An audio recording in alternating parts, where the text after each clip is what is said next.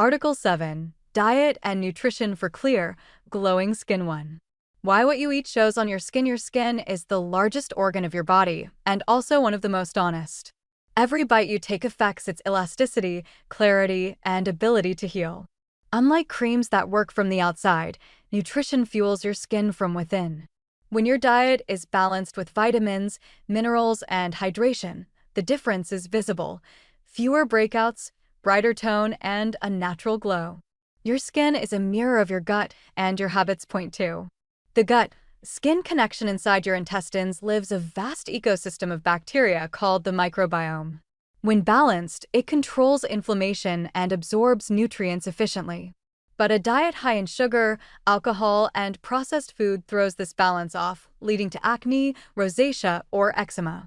Supporting your gut with fiber and fermented foods is the foundation of clear skin. Point 3. Hydration. The simplest glow secret. Skin cells are made mostly of water.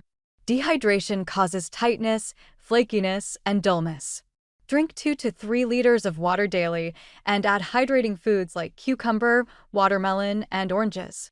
Herbal teas, chamomile, green, rooibos also count.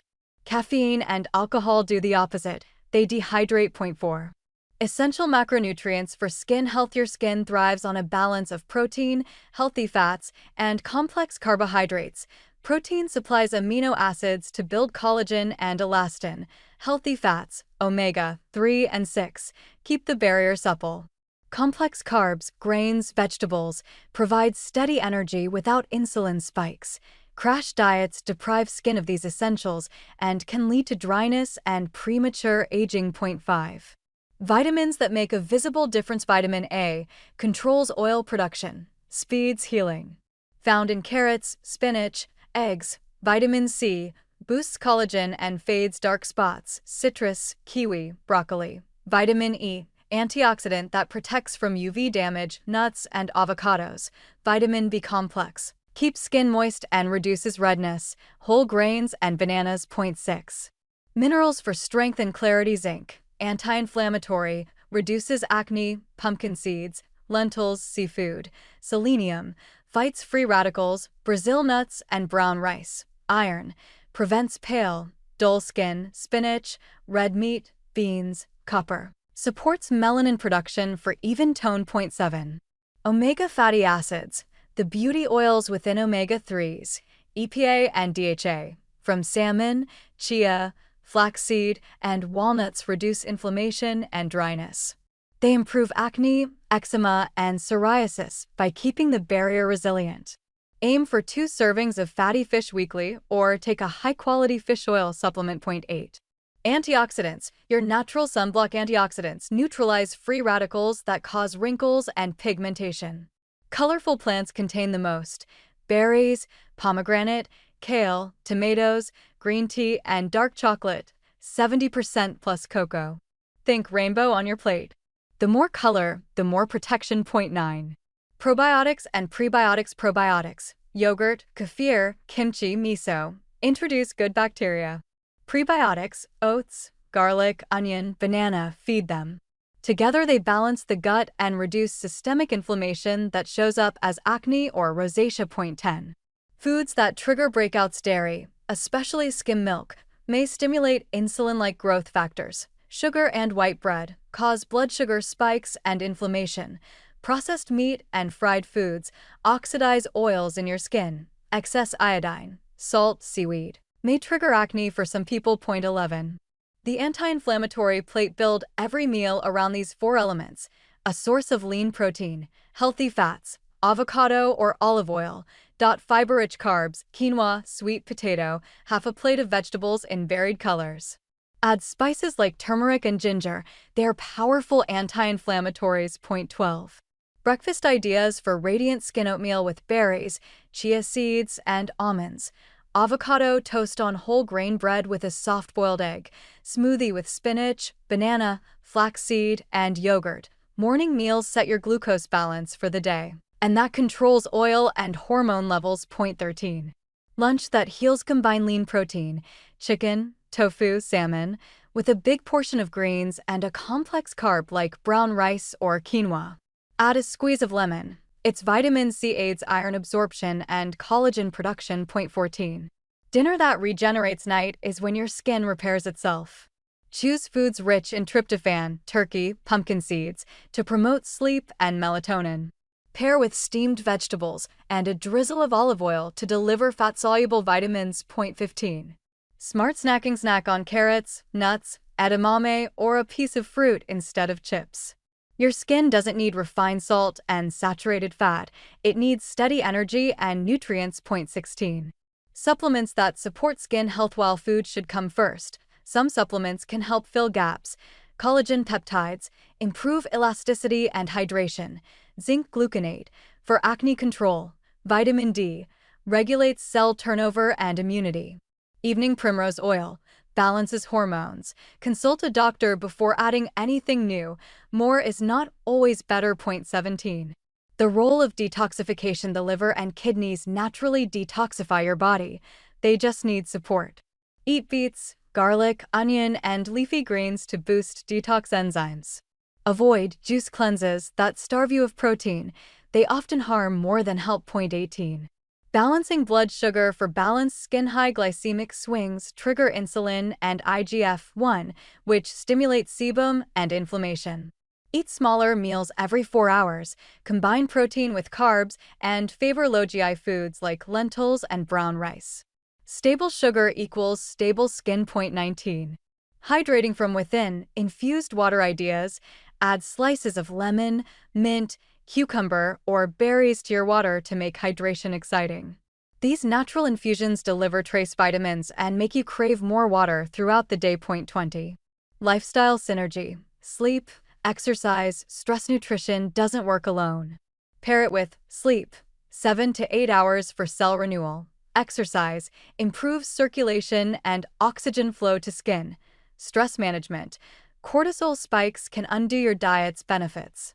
Holistic balance turns healthy food into visible radiance. 21. Sample 7-day Glow Up Meal Plan. Day 1. Oatmeal plus salmon salad plus stir-fried veggies. Day 2. Yogurt with berries plus tofu bowl plus lentil soup. Day 3. Eggs plus quinoa lunch plus sweet potato dinner. Day 4. Smoothie plus chicken wrap plus brown rice veggies. Day 5. Chia pudding plus shrimp salad plus grilled fish. Day 6. Avocado toast plus bean chili plus green pasta. Day 7. Fruit bowl plus rice paper rolls plus miso soup. 22. Long-term perspective: food as skincare. Beautiful skin isn't built in a week, it's maintained over years.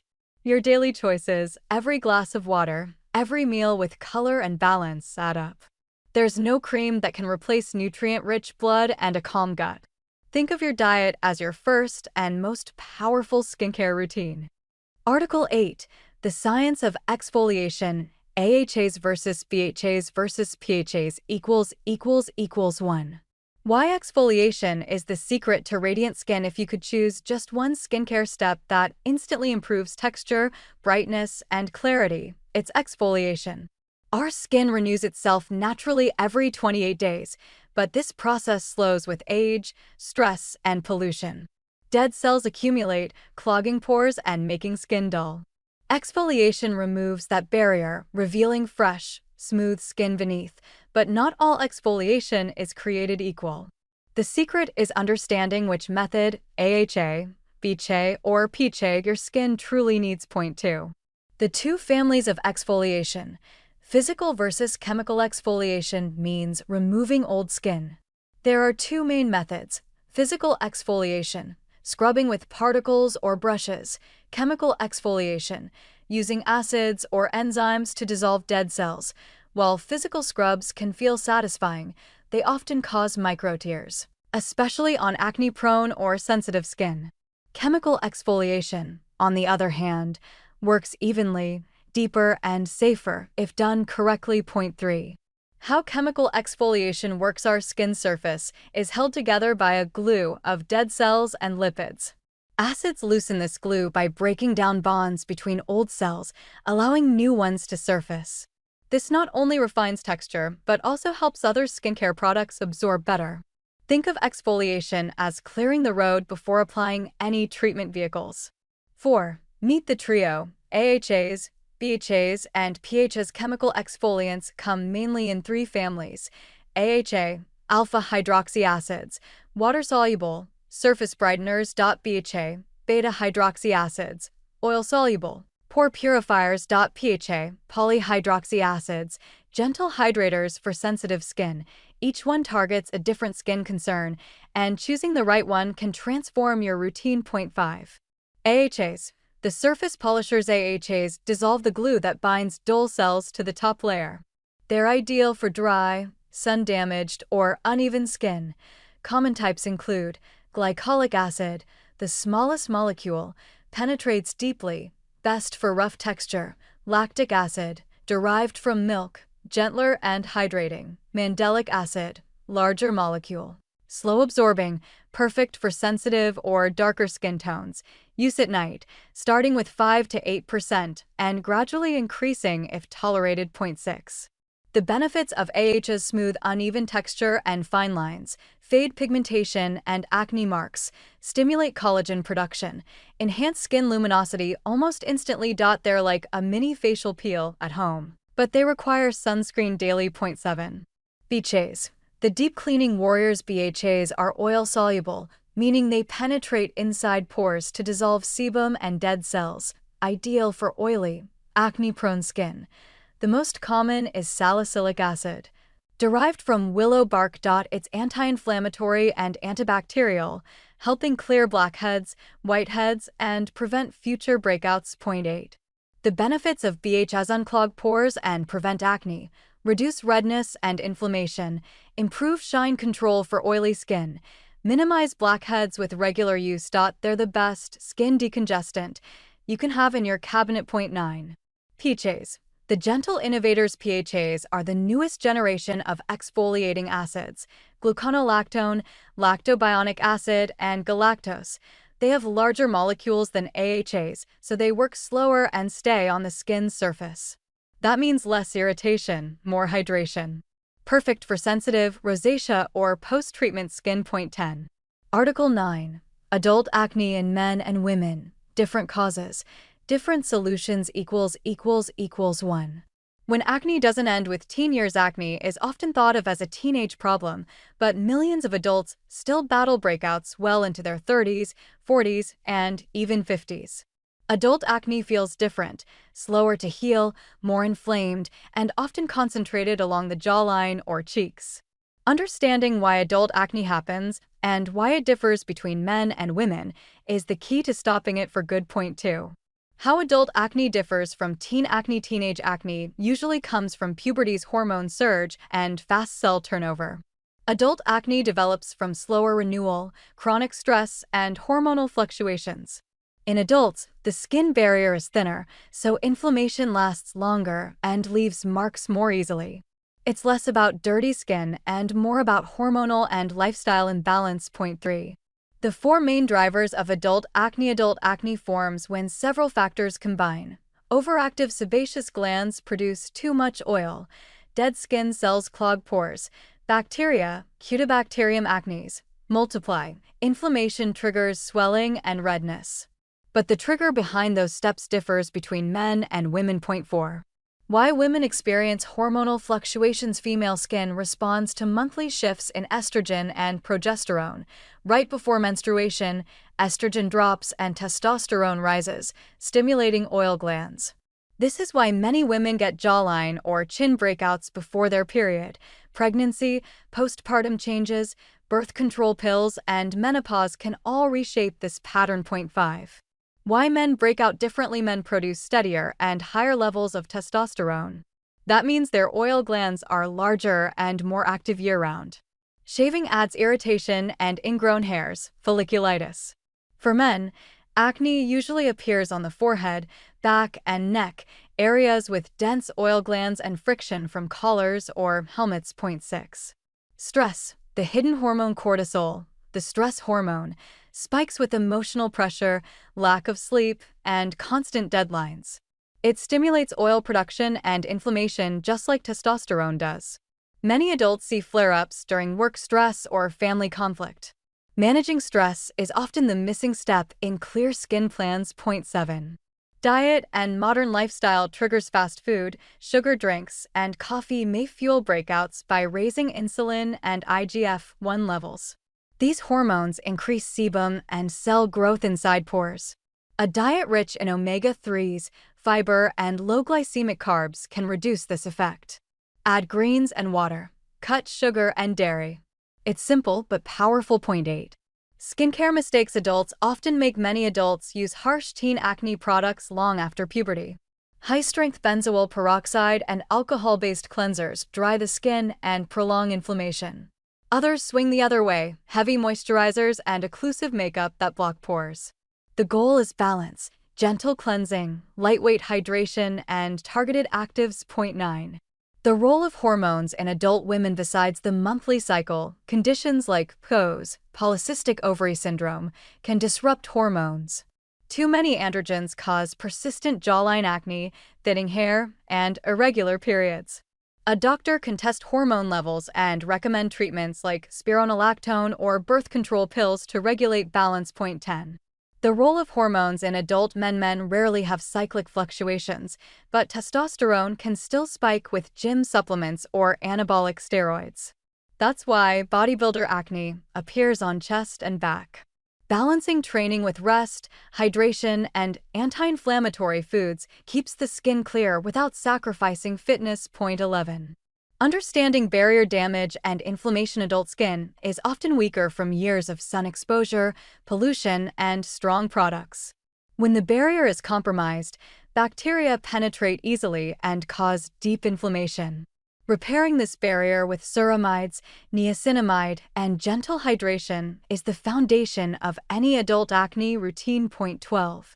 Building a balanced skincare routine. Morning, gentle cleanser. No sulfates, niacinamide or azelaic acid serum. Light moisturizer with ceramides. Mineral sunscreen SPF 30. Evening, oil-based cleanser to remove makeup and sunscreen. Salicylic acid toner 2 to 3 nights a week. Retinoid or adapalene barrier repair cream. Keep it consistent for at least 8 to 12 weeks to see stable results. Point 13. Targeted ingredients for adult acne. Niacinamide balances oil and reduces redness. Azelaic acid fades dark marks and kills bacteria. Salicylic acid cleans pores and exfoliates gently. Adapalene or tretinoin prevent clogs and stimulate collagen. Centella asiatica soothes sensitive skin. Point 14. Men's shaving and skincare tips. Men should shave after a warm shower when pores are soft. Use a sharp razor and shave in the direction of hair growth. Afterward, apply alcohol-free aftershave with aloe vera or witch hazel to calm skin. Replace blades regularly to prevent bacterial growth. Point 15. The impact of makeup on adult acne. Many women use makeup daily for confidence, but some formulas clog pores. Switch to non-comedogenic foundations and wash brushes weekly. Always double cleanse to remove every trace of product before bed. Point 16. The influence of sleep and circadian rhythm. Your skin follows a 24-hour rhythm. At night, it repairs and produces collagen. Sleeping less than 6 hours raises cortisol and reduces growth hormone, slowing healing. Aim for consistent sleep hours and avoid screens 1 hour before bed. Point 17. Stress management techniques. Acne thrives on stress. Daily micro-practices help. 5-minute breathing breaks, short walks outside, or 10 minutes of stretching after work. These simple acts lower cortisol and improve circulation to the skin. Point 18. Professional treatments for stubborn adult acne. When topical care is not enough, dermatologists offer chemical peels with salicylic or glycolic acid to resurface pores. LED light therapy. Blue kills bacteria, red calms inflammation. Microneedling to smooth post-acne texture. Hormonal therapy for women with androgen imbalance. Always discuss goals and tolerance before starting any professional procedure. Point 19. Treating post-acne marks and scars. After breakouts heal, dark spots often linger. Use vitamin C, niacinamide, and SPF to fade them gradually. For indented scars, options include microneedling or laser therapy once acne is fully under control. Point 20. The emotional aspect of adult acne can feel deeply frustrating. You're expected to have it together, yet your skin tells a different story. Remember that it does not define you. Acne is a temporary expression of an internal imbalance. Patience and self-kindness heal faster than criticism. Point 21. Preventing relapse once your skin clears. Keep it that way by maintaining healthy habits. Stay hydrated. Stick to a gentle routine. Clean your phone and pillowcases regularly. Manage stress and hormones. Consistency is your long-term medicine. Point 22. Long-term perspective, clear skin as a lifestyle. Adult acne is not a punishment, but a signal. When you listen to your body and respect your skin's needs, clarity returns naturally. The goal isn't flawless skin overnight. It's balance, confidence, and self-awareness over time. Healing adult acne means healing your whole routine, from what you eat to how you breathe to how you sleep. Give your skin time, and it will thank you with lasting peace. Article 10. How to build a minimalist yet effective skincare routine. Point 1. The power of less in a world overflowing with serums, toners, and trendy actives. It's easy to think that more products mean better skin. But the truth is the opposite. Your skin doesn't need everything, it needs balance. Minimalist skincare is not about neglect, it's about precision. It focuses on quality, consistency, and understanding your skin's needs. When you simplify, you give your skin room to breathe and heal naturally. Point 2.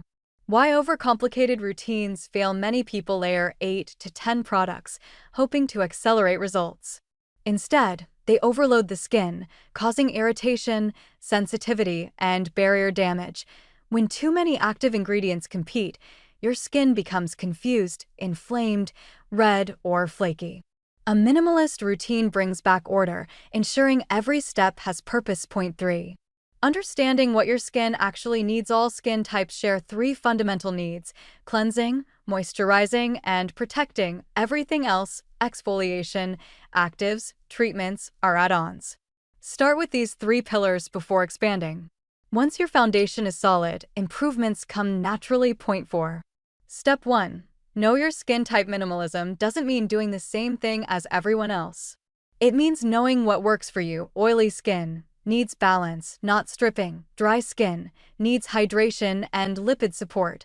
Combination skin needs gentle dual care, oil control in the T-zone, nourishment on the cheeks. Sensitive skin needs calm and consistency. Above all, observing your skin for 1 week, how it reacts to climate, stress, and products, gives you the clearest direction. Point 5. Step 2. Simplify your routine. The minimalist routine has 3 steps in the morning and 3 steps at night. Morning: cleanse, moisturize, protect. Evening: cleanse, treat, repair. That's it. Simplicity keeps the barrier strong and minimizes the risk of reaction. Point 6. Cleansing, where everything begins. A good cleanser removes oil, pollution, and makeup without stripping natural moisture. Choose a gentle, pH-balanced formula, around 5.5. Avoid foaming cleansers with harsh sulfates or menthol. Massage gently for 60 seconds and rinse with lukewarm water. Cleansing should leave your skin soft, not tight. If you wear sunscreen or makeup, try double cleansing at night. An oil cleanser first, then a gentle water-based cleanser. This ensures deep cleaning without harsh friction. Point 7. Moisturizing, the universal step. Every skin type needs moisture, even oily skin. A proper moisturizer restores your skin barrier and prevents water loss. Look for key ingredients like hyaluronic acid, glycerin, ceramides, and squalane. If you're dry, go for cream textures. If you're oily, choose light gel moisturizers. Apply on damp skin to seal hydration better. Point 8. Sunscreen. The non-negotiable Shield sunscreen is your most powerful anti-aging and anti-acne product. UV radiation breaks collagen, worsens pigmentation, and delays healing. Use a broad-spectrum SPF 30 or higher, preferably mineral-based if you have sensitive skin. Apply every morning, even on cloudy days or indoors near windows. Point 9. Treat step. The optional middle ground. Once your basic 3 steps are consistent for at least 2 to 3 weeks, you can add a treatment step between cleansing and moisturizing. For oily or acne-prone skin, try salicylic acid or niacinamide. For dryness or dullness, add hyaluronic acid or lactic acid. And choose formulations suitable for your skin type. If your acne worsens after starting a new moisturizer, discontinue it and try a different product rather than assuming moisturizer itself is the problem. Guide 11. Sun Protection and UV Damage Prevention for Acne-Prone and Treated Skin. Sun protection is non-negotiable for anyone with acne or using acne treatments, yet it's frequently neglected. Understanding UV damage, sunscreen types, and proper application is essential for protecting your skin from damage while treating acne. UV radiation from the sun damages skin through multiple mechanisms. UVB rays cause sunburn and skin cancer. UVA rays penetrate deeply, causing aging, wrinkles, and skin cancer. Both types of UV radiation increase inflammation, which worsens acne. Additionally, UV exposure causes post-inflammatory hyperpigmentation, dark marks remaining after acne heals, to darken significantly and persist longer. Without sun protection, acne marks that might fade within 3 to 4 months can persist for a year or longer.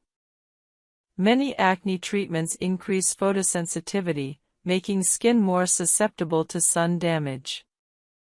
Retinoids significantly increase UV sensitivity. Salicylic acid and benzoyl peroxide cause mild photosensitivity. Chemical exfoliants, AHAs, BHAs, increase sun sensitivity. Vitamin C also increases sensitivity in some formulations. Using any of these treatments without sun protection significantly increases sun damage risk and post-inflammatory hyperpigmentation. Sunscreen comes in 2 main types: mineral, physical, and chemical. Mineral sunscreens contain zinc oxide or titanium dioxide, which reflect UV rays. They're generally well tolerated, work immediately upon application, and rarely cause irritation. However, they can leave a white cast on skin and may feel heavy. Chemical sunscreens contain organic compounds that absorb UV rays and convert them to heat. They're typically lightweight and invisible on skin but may cause irritation in sensitive individuals and require application 15 minutes before sun exposure to be effective. For acne-prone skin, sunscreens labeled non-comedogenic or for acne-prone skin are essential. Many facial sunscreens are specifically formulated to be lightweight and non-clogging. Combination sunscreens containing both mineral and chemical ingredients often provide the best balance of effectiveness and wearability for acne-prone skin. SPF, sun protection factor, indicates protection against UVB rays. SPF 15 blocks about 93% of UVB rays, SPF 30 blocks about 97%, and SPF 50 blocks about 98%. For daily use with acne-prone skin, SPF 30 is the minimum recommended. SPF 50 provides slightly better protection if you'll be outside for extended periods. However, SPF rating says nothing about UVA protection. Ensure your sunscreen is broad spectrum, protecting against both UVA and UVB rays. Proper sunscreen application is crucial. Most people don't apply enough. You should use about 1/4 teaspoon, 5 milliliters, for your entire face. Many people use far less, reducing actual protection significantly. Warm the sunscreen between your palms and gently press it into your skin. Apply it as the final step of your morning skincare routine, before makeup if you wear it. Daily sunscreen application, even when staying indoors, is important when using acne treatments. Window glass blocks most UVB rays but not UVA rays, meaning significant UV damage can occur through windows. If you're at a desk near a window or driving frequently, you're receiving substantial UV exposure even without being outdoors. Sunscreen reapplication is necessary if you're outside for extended periods. Reapply every 2 hours, or immediately after swimming or sweating. For convenient reapplication over makeup, use sunscreen powder, sunscreen mist, or simply reapply your liquid sunscreen gently over makeup. Additional sun protection measures supplement sunscreen. Wear protective clothing, long sleeves, pants, and hats when possible. Sunglasses protect the delicate eye area and surrounding skin. Seek shade during peak UV hours, 10 a.m. to 4 p.m., when UV intensity is highest. Even with perfect sunscreen use, additional protection measures are valuable. Vitamin D production requires some UV exposure, so complete sun avoidance isn't necessary or healthy. However, brief incidental sun exposure during daily activities provides adequate vitamin D, while protecting skin involves consistent sunscreen use and protective measures during extended outdoor activities. Sunscreen ingredients sometimes interact with other skincare products. Benzoyl peroxide can reduce some sunscreen ingredient effectiveness. Apply sunscreen after benzoyl peroxide and wait a few minutes before reapplying other products. Generally, sunscreen should be your final skincare step before makeup. If you develop a sunburn despite sunscreen use, cool compresses, hydration, and soothing products like aloe vera help.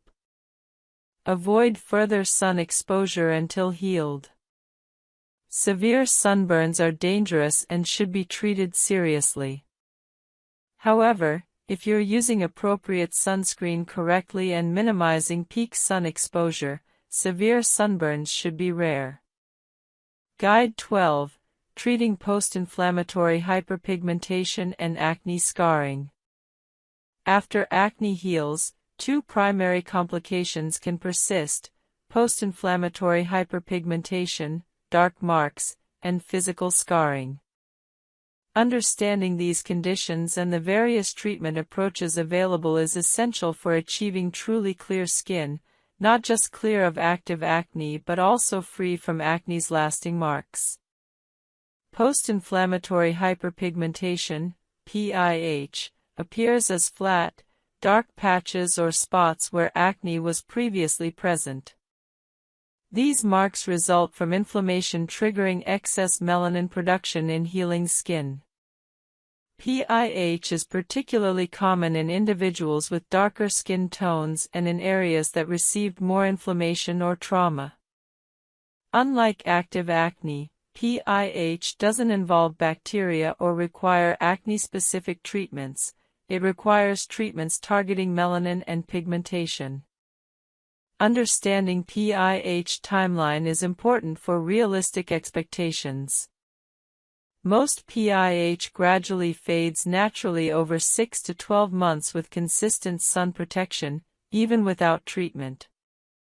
However, this timeline can feel unacceptably long, motivating people to pursue active treatments.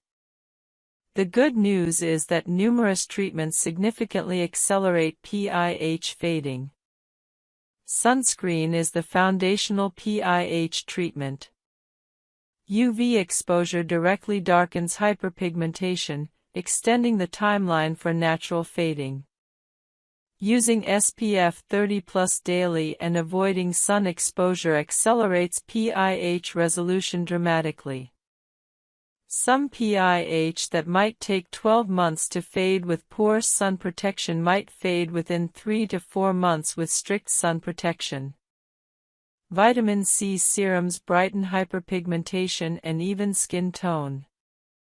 L-ascorbic acid at 15 to 20% concentration is most effective, though magnesium ascorbyl phosphate and other stabilized forms also work. Apply vitamin C serum daily in the morning before sunscreen. Results typically appear after 4 to 8 weeks of consistent use. Vitamin C also provides antioxidant protection and stimulates collagen production as a bonus benefit. Niacinamide reduces post-inflammatory redness and evens skin tone. At 4 to 5% concentration in moisturizers or serums, applied daily, niacinamide shows improvements in pH within 4 to 8 weeks. Niacinamide is gentle, suitable for even very sensitive skin, and works well in combination with other treatments. Azelaic acid is particularly effective for PIH. At 15 to 20% concentration, applied twice daily, azelaic acid reduces melanin production and evens skin tone. Prescription azelaic acid, Azelex, Phenacea, is more potent than over-the-counter versions. Many dermatologists recommend azelaic acid specifically for PIH management. Results typically appear within 4 to 8 weeks. Kojic acid inhibits melanin production. Available in serums and Article 3, Hormonal Acne and How to Control It Without Harsh Drugs. Point 1. What exactly is hormonal acne? Hormonal acne is one of the most misunderstood skin conditions. Unlike teenage acne caused mainly by puberty, hormonal acne is driven by fluctuations in hormones that regulate oil production and inflammation. It typically appears along the jawline, chin, and lower cheeks, often flaring up in cycles right before menstruation, during stressful periods, or due to lifestyle shifts such as lack of sleep. These breakouts are usually deep, painful, and cystic, not just surface pimples. They can take weeks to heal and often leave marks behind. Understanding what drives this process is the first step toward long-term control. Point 2. The hormones behind the problem. 3 main hormones influence acne. Androgens, like testosterone, stimulate sebaceous glands to produce more oil. Estrogen keeps sebum production in check, but fluctuates during the menstrual cycle. Cortisol, the stress hormone that increases inflammation and triggers breakouts. When these hormones are imbalanced, your oil glands go into overdrive, clogging pores and feeding acne-causing bacteria. Point 3. Common signs of hormonal acne. You might have hormonal acne if breakouts appear on the lower face and neck, pimples worsen before your period, acne persists into adulthood, especially in women aged 25 to 40, pimples feel deep, painful, or cyst-like. Skin becomes oilier around the time of stress or poor sleep. Recognizing the pattern helps you adjust lifestyle and treatment effectively. Point 4. The root causes. More than just hormones. Hormones play the leading role, but other triggers make it worse. Poor diet, high sugar, dairy, refined carbs, stress, cortisol spikes, lack of sleep, melatonin imbalance, improper skincare, using comedogenic products, gut dysbiosis, unhealthy gut bacteria can affect hormone metabolism. Point 5. Why harsh drugs aren't always the answer. Many people immediately turn to antibiotics, Accutane, or birth control pills. While these can help temporarily, they often suppress symptoms instead of fixing root causes. Long-term use can also affect gut health, liver function, or hormonal stability. The good news: you can manage hormonal acne naturally with consistency and science-backed strategies. Point 6. Balancing hormones naturally. Your hormones respond to your daily habits. Small, steady lifestyle changes can restore balance. Get 7 to 8 hours of quality sleep nightly. Eat on a regular schedule to stabilize insulin. Practice stress reduction, meditation, deep breathing, journaling. Limit caffeine and alcohol intake, which raise cortisol. Point 7. Nutrition for hormonal balance. What you eat directly affects hormone production and inflammation levels. Foods to focus on: omega-3s, salmon, flaxseed, walnuts, leafy greens and cruciferous vegetables, broccoli, kale, cabbage. Zinc-rich foods: pumpkin seeds, lentils, whole grains instead of white carbs. Foods to avoid: dairy, especially skim milk, sugar and refined carbs, processed snacks and fast food. Excess soy can mimic estrogen. Point 8. Supplements that help regulate hormones. Certain vitamins and minerals help the body detox and stabilize hormones. Zinc anti-inflammatory and antibacterial. Dim, diindolylmethane methane from cruciferous vegetables, balances estrogen levels. Evening primrose oil, supports hormonal equilibrium. Probiotics, improve gut health and reduce inflammation. Always consult a professional before starting new supplements. Point 9. Exercise and circulation. Regular physical activity balances cortisol and boosts detoxification through sweat and circulation. Choose activities that calm the nervous system: yoga, Pilates, swimming, walking, over excessive high-intensity workouts, which may increase stress hormones if overdone. Point 10. Skincare routine for hormonal acne. Consistency and gentleness are key. Over-cleansing or stripping oil only worsens the imbalance. Morning routine: gentle foaming cleanser. Niacinamide serum controls oil, lightweight moisturizer. Sunscreen SPF 30+. Night routine: makeup remover plus cleanser. Azelaic acid or salicylic acid serum moisturizer with ceramides, retinoid 2 to 3 nights per week. 11.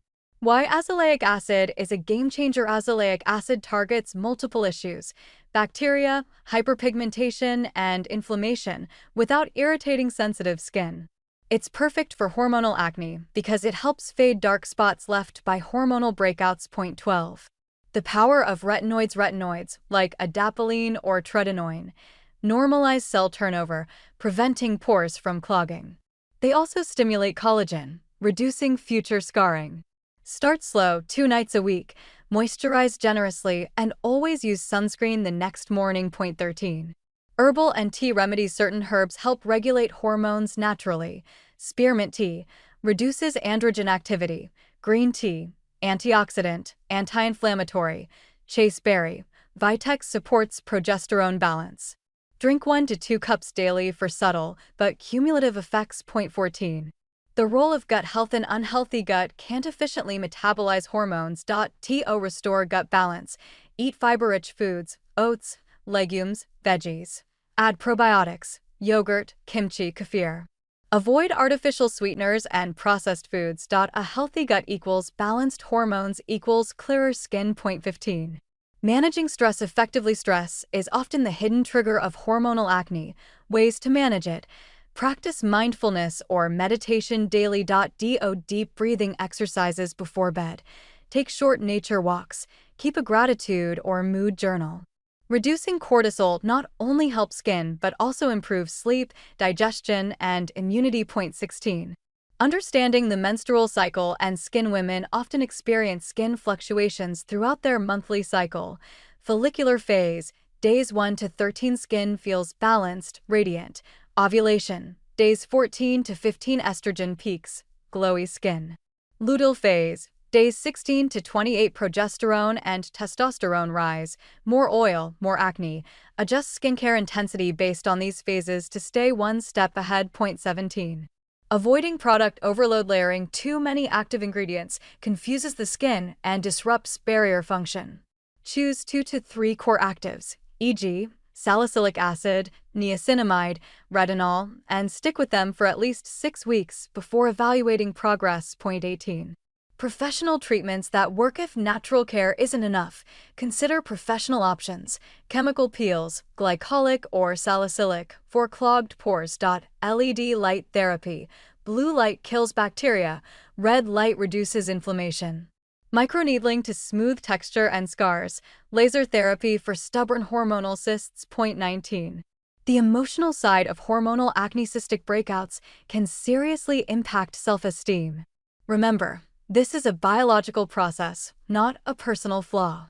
Track your progress monthly, focus on overall well-being, and celebrate gradual improvements, both in skin and mindset. Point 20. Long-term healing and maintenance. Controlling hormonal acne is a marathon, not a sprint. Follow this approach: nourish from inside, diet plus sleep plus hydration. Simplify skincare, don't overdo. Stay consistent for at least 3 months. Check hormone levels if acne persists despite lifestyle changes. Healing from hormonal acne means learning your body's language. Once you align your habits with hormonal balance, your skin naturally reflects that inner harmony. The ultimate guide to acne vulgaris: understanding the 4 pillars of pimple formation. Introduction. What is acne? Acne is the most common skin condition in the world, affecting millions of people regardless of age or ethnicity. It is frustrating, often painful, and can have a significant impact on self-esteem. Yet, it remains one of the most misunderstood conditions. A common myth is that acne is simply caused by dirty skin or eating greasy foods.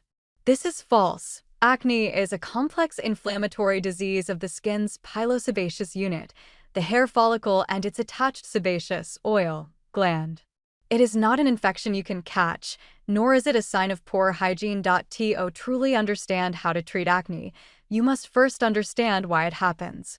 All acne, from a tiny whitehead to a painful cyst, is caused by a cascade of 4 key factors. We call these the 4 pillars of acne formation. Pillar 1. Hyperseborrhea, excess oil production. The first and most crucial element in acne formation is sebum. What is sebum? Sebum is the natural, waxy oil produced by your sebaceous glands. Its purpose is beneficial. It lubricates the skin, waterproofs the hair, and helps maintain the skin's protective barrier. What goes wrong? In acne-prone individuals, these sebaceous glands are often larger and more sensitive to hormones, particularly androgens, like testosterone. This hormonal signaling causes the glands to go into overdrive, producing far more sebum than the skin needs. This condition is called hyperseborrhea. The result: the skin becomes oily, and the hair follicle, pore, becomes filled with a sticky, abundant supply of sebum. This excess oil is the fuel for the acne process. It doesn't cause the pimple on its own, but it creates the perfect environment for one to form. Pillar 2. Hyperkeratinization, abnormal skin cell shedding. The second pillar involves the cells that line the pore itself. What is keratinization? Your skin is constantly renewing itself. Old, dead skin cells, keratinocytes, are shed from the surface in a process called desquamation. This same process happens inside your pores. What goes wrong? In acne, this shedding process becomes abnormal. This is called hyperkeratinization.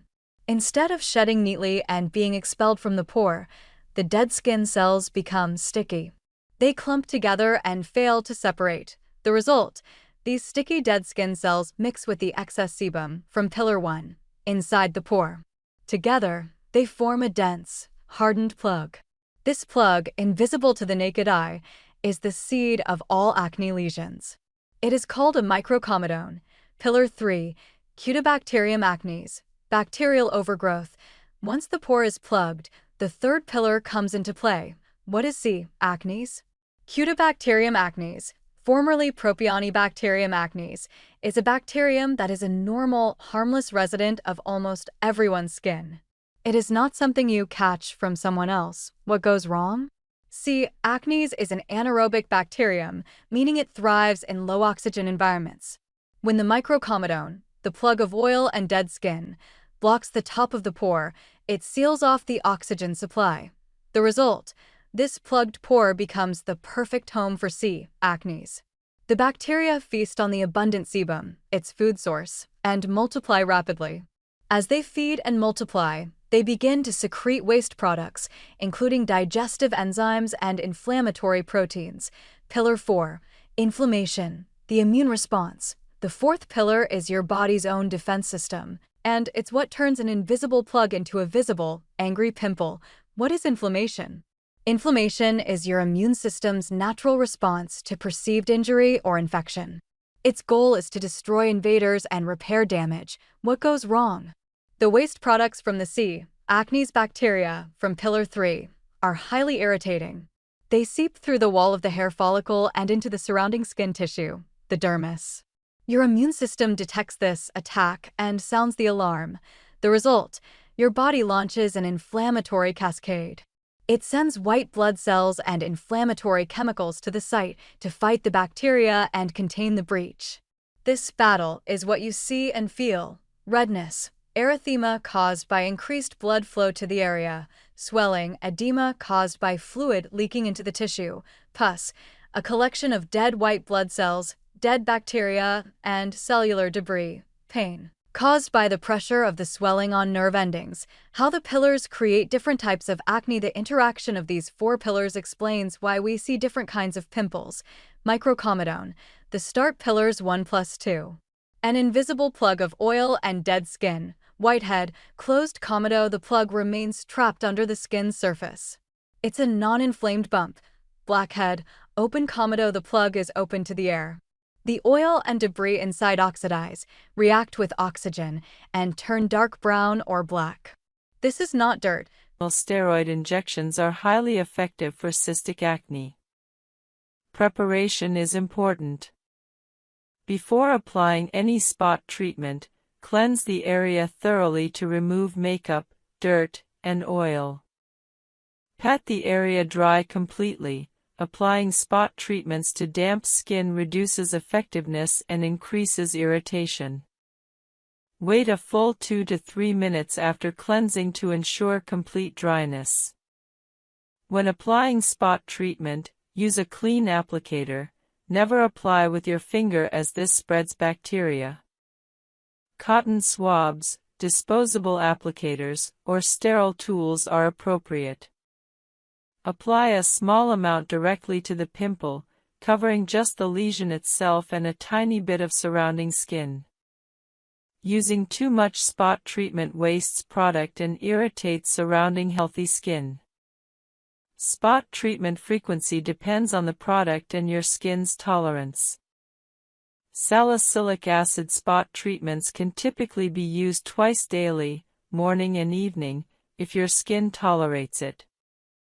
Benzoyl peroxide spot treatments should typically be used once daily initially, preferably at night, then increase to twice daily if your skin adapts well. Some very potent spot treatments are meant to be used only once or twice weekly. The less is more principle applies to spot treatments. Using more frequent applications or larger amounts doesn't accelerate healing. It only increases irritation and dryness. Consistent, moderate use is more effective than aggressive over-application. Never pick, squeeze, or extract pimples yourself unless absolutely necessary. Squeezing ruptures the follicle wall, pushing bacteria, sebum, and dead skin cells deeper into the skin. This spreads the pimple, increases inflammation, and significantly increases scarring risk. Additionally, using your fingers spreads bacteria to other areas of your face, causing more pimples. If a pimple has a visible white center and you feel you must extract it, use a professional extraction tool or, ideally, have a dermatologist perform professional extraction. If you do extract a pimple, do so properly. First, apply a warm compress for 10 minutes to soften the plug and open the pore. Use a sterile lancet or extraction tool, available at pharmacies or dermatology offices, to make a tiny puncture or use an extraction loop to gently apply pressure around the pimple. Never use fingernails. After extracting, immediately apply an antiseptic and then an acne treatment. This approach minimizes the damage compared to aggressive squeezing. Acne patches are an excellent spot treatment innovation. These hydrocolloid bandages, infused with acne-fighting ingredients like salicylic acid, are applied over pimples. They absorb pus and oil from the pimple while protecting it from external bacteria and irritation. Acne patches work best on surface pimples with visible centers rather than deep cystic acne. They're typically left on for 6 to 8 hours or overnight, providing results within 6 to 8 hours to overnight for responsive pimples. Many people use acne patches under makeup during the day or overnight. They're convenient, visible results-oriented, and non-irritating. Pimple patches containing active ingredients like salicylic acid, benzoyl peroxide, or tea tree oil are superior to regular hydrocolloid bandages. However, regular hydrocolloid bandages provide some benefit through moisture management and protection even without active ingredients. Spot treatment serums and gels remain on your skin, typically used twice daily. Apply after cleansing and before moisturizer. Common spot treatment actives include benzoyl peroxide, salicylic acid, azelaic acid, and sulfur. Choose based on your pimple type. Inflammatory acne responds better to benzoyl peroxide, comedonal acne to salicylic acid. For very aggressive spot treatment, some dermatologists recommend combining low concentrations of different actives, perhaps a small amount of salicylic acid followed by a small amount of benzoyl peroxide on the same pimple. However, this should only be done if your skin tolerates it well and should be used sparingly. For most people, one spot treatment at a time is appropriate. Sulfur spot treatments are often overlooked but can be highly effective, particularly for inflammatory acne and sensitive skin. Sulfur has been used in dermatology for over a century and has proven antibacterial and anti-inflammatory properties. Some people find sulfur more tolerable than benzoyl peroxide or salicylic acid. Intralesional steroid injections administered by dermatologists are the gold standard for large, painful cystic acne. A small amount of steroid is injected directly into the cyst, causing it to deflate and heal within days. This prevents the cyst from persisting for weeks or months and significantly reduces scarring risk. If you have large cystic acne, ask your dermatologist about this option. Common mistakes with spot treatments include starting with too strong products, using them too frequently, using too much product, expecting overnight complete resolution, or abandoning consistency after just a few days. Spot treatment works best with realistic expectations. A moderate pimple treated consistently for 3 to 5 days should flatten and improve noticeably. Large cystic pimples take longer and may require professional intervention. Guide 10. Strategic moisturizing for acne-prone skin, hydration without triggering breakouts. One of the most common and damaging myths about acne is that people with acne shouldn't use moisturizer. This myth causes countless people to have dry, irritated, sensitive skin that's actually more prone to acne. Proper moisturizing is absolutely essential for acne-prone skin, and understanding how to moisturize without clogging pores is critical.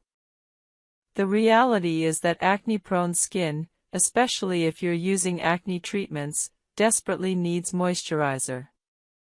Here's why. When your skin is dehydrated, it compensates by producing more sebum.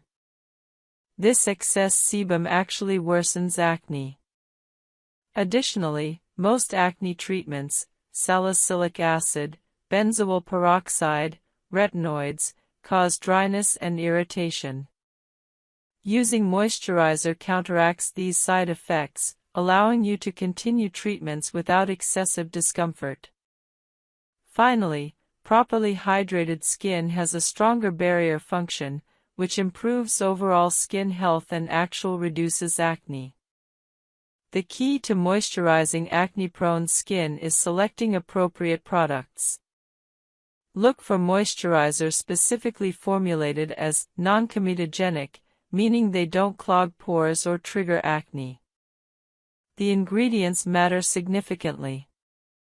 Lightweight hydrating ingredients like hyaluronic acid, glycerin, and humectants hydrate without being occlusive or pore clogging. Niacinamide hydrates while also having acne-fighting properties. Centella asiatica, SICA, soothes irritation and supports skin barrier function. Ceramides strengthen your skin barrier, which is particularly important when using strong acne treatments. Avoid heavy oils and butters if you have acne-prone skin. Coconut oil, shea butter, and petroleum jelly can clog pores in susceptible individuals. However, some facial oils specifically designed for acne-prone skin can be beneficial. Jojoba oil, squalane oil, and rosehip seed oil are lightweight and non-comedogenic for most people. If you choose to use facial oil, use sparingly, just a few drops mixed into your moisturizer or applied as the last step of your routine. Texture matters when choosing a moisturizer for acne-prone skin. Lightweight gels absorb quickly and won't leave your skin feeling greasy. Hydrating lotions provide more hydration than gels while still being lightweight. Creams are heavier but may be necessary during winter or if your skin is severely dry from acne treatments. Everyone's needs are different. Experiment to find what works for you. Application technique is important. Apply moisturizer to slightly damp skin immediately after cleansing or applying treatments. This allows the moisturizer to lock in hydration from the water on your skin. Use about a quarter-sized amount for your entire face. Warm it between your palms, then gently press it into your skin using your fingertips. Don't rub or massage aggressively, as this can irritate acne lesions. Daytime and nighttime moisturizing might differ. During the day, use a lightweight gel or lotion moisturizer that won't make your skin feel greasy under makeup or throughout the day. Many people use a sunscreen as their daytime moisturizer since sunscreen provides hydration and protection simultaneously.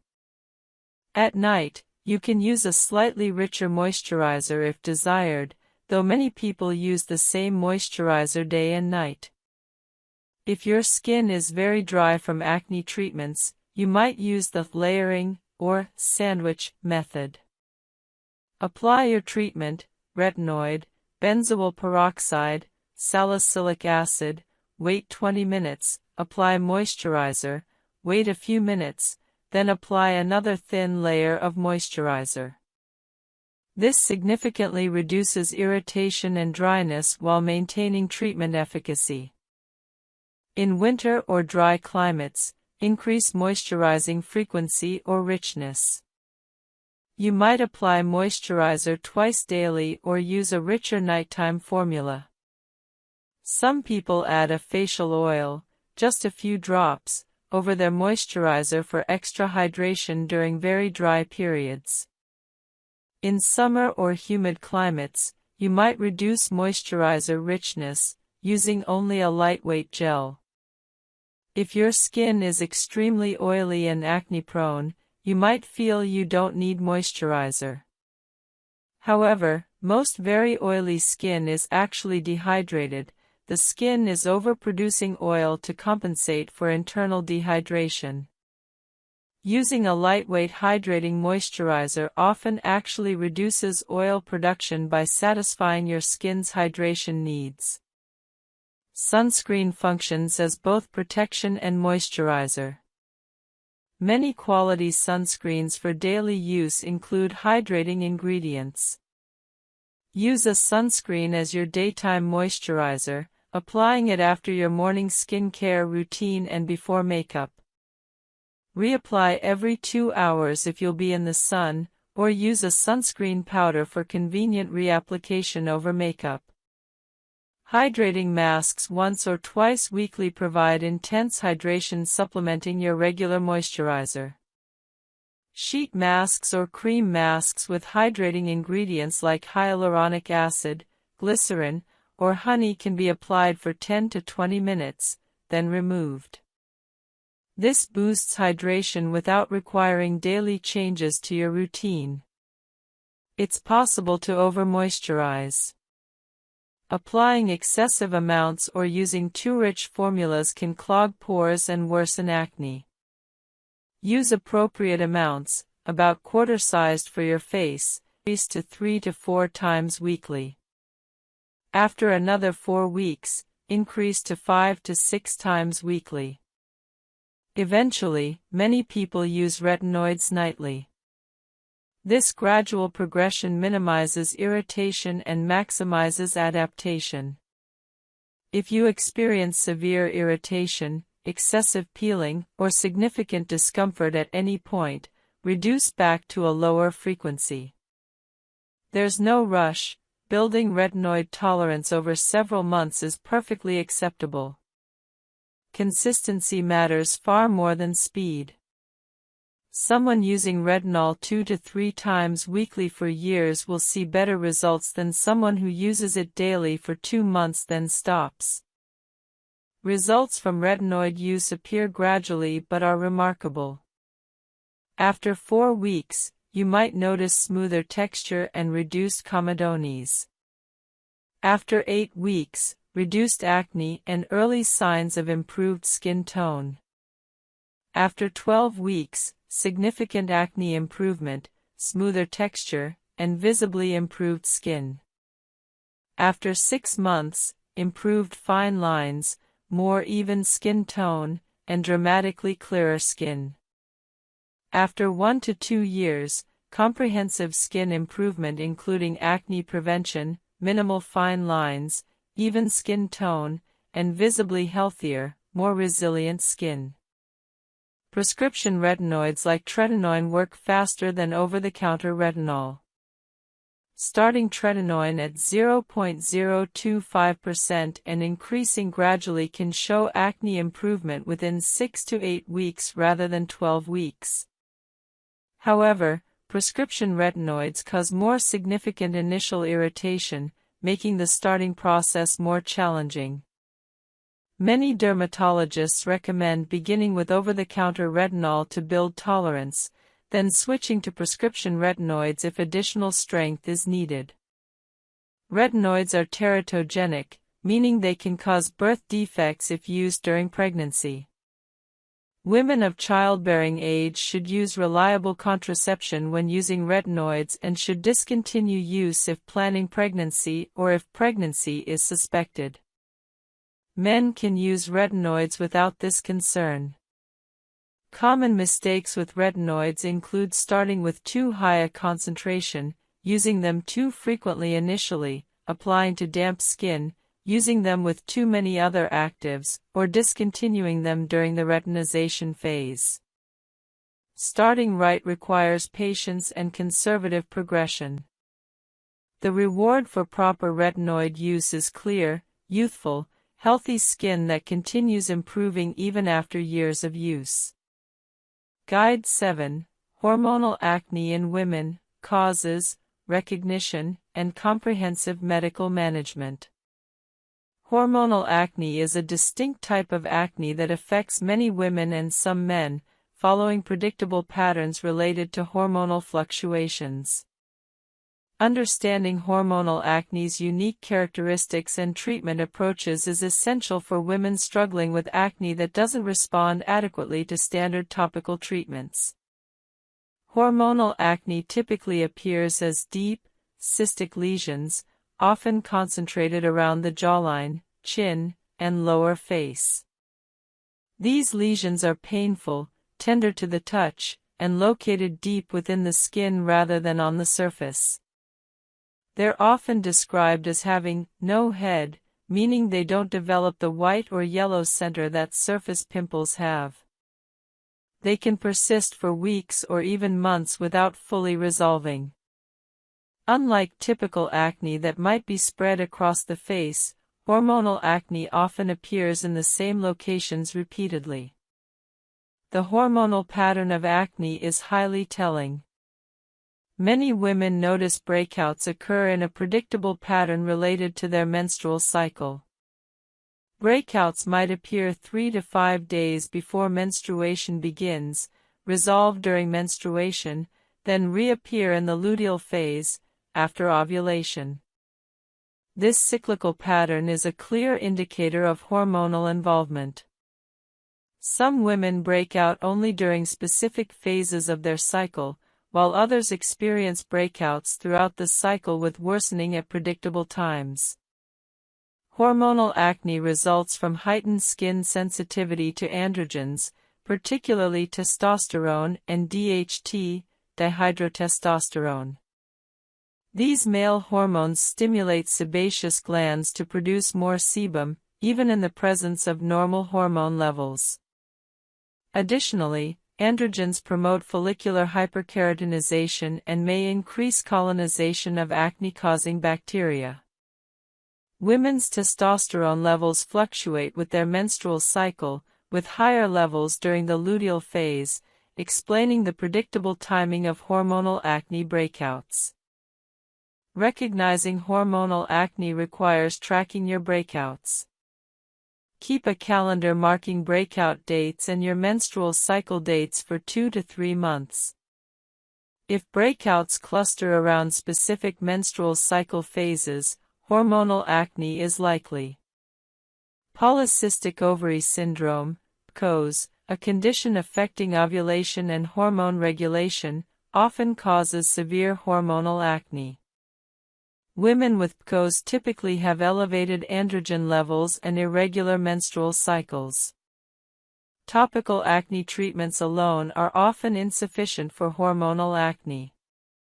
While they help manage symptoms, they don't address the underlying hormonal cause. Therefore, treating hormonal acne often requires systemic, oral, medications that regulate hormones or reduce skin sensitivity to hormones. Hormonal contraceptives are the first-line treatment for hormonal acne in women who desire birth control. The hormones in birth control pills suppress ovulation and, importantly for acne, reduce circulating androgen levels.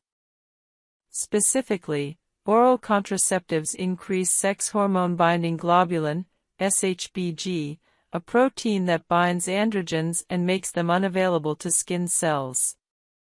The result is reduced sebum production and decreased follicular keratinization. Not all birth control pills are equally effective for acne. Combination pills containing estrogen and progestin are effective. However, some progestins have androgenic properties, meaning they act similarly to testosterone, and can worsen acne. Progestins with lower or no androgenic activity include norgestimate, desogestrel, and drospirenone. Birth control pills specifically approved for acne treatment by the FDA include orthotricycline, norgestimate, estrostep, norethindrone, yaz, drospirenone, and bayaz, drospirenone with additional vitamins. These pills typically show acne improvement after 3 to 4 months of use, with maximum improvement by 6 months. Starting a new birth control pill doesn't immediately improve acne. Acne often temporarily worsens in the first 1 to 2 months as your body adjusts to new hormone levels.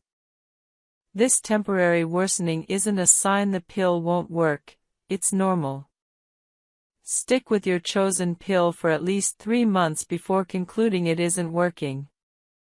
If after 3 months acne hasn't improved, discuss switching to a different progestin or a different pill formulation with your gynecologist or dermatologist.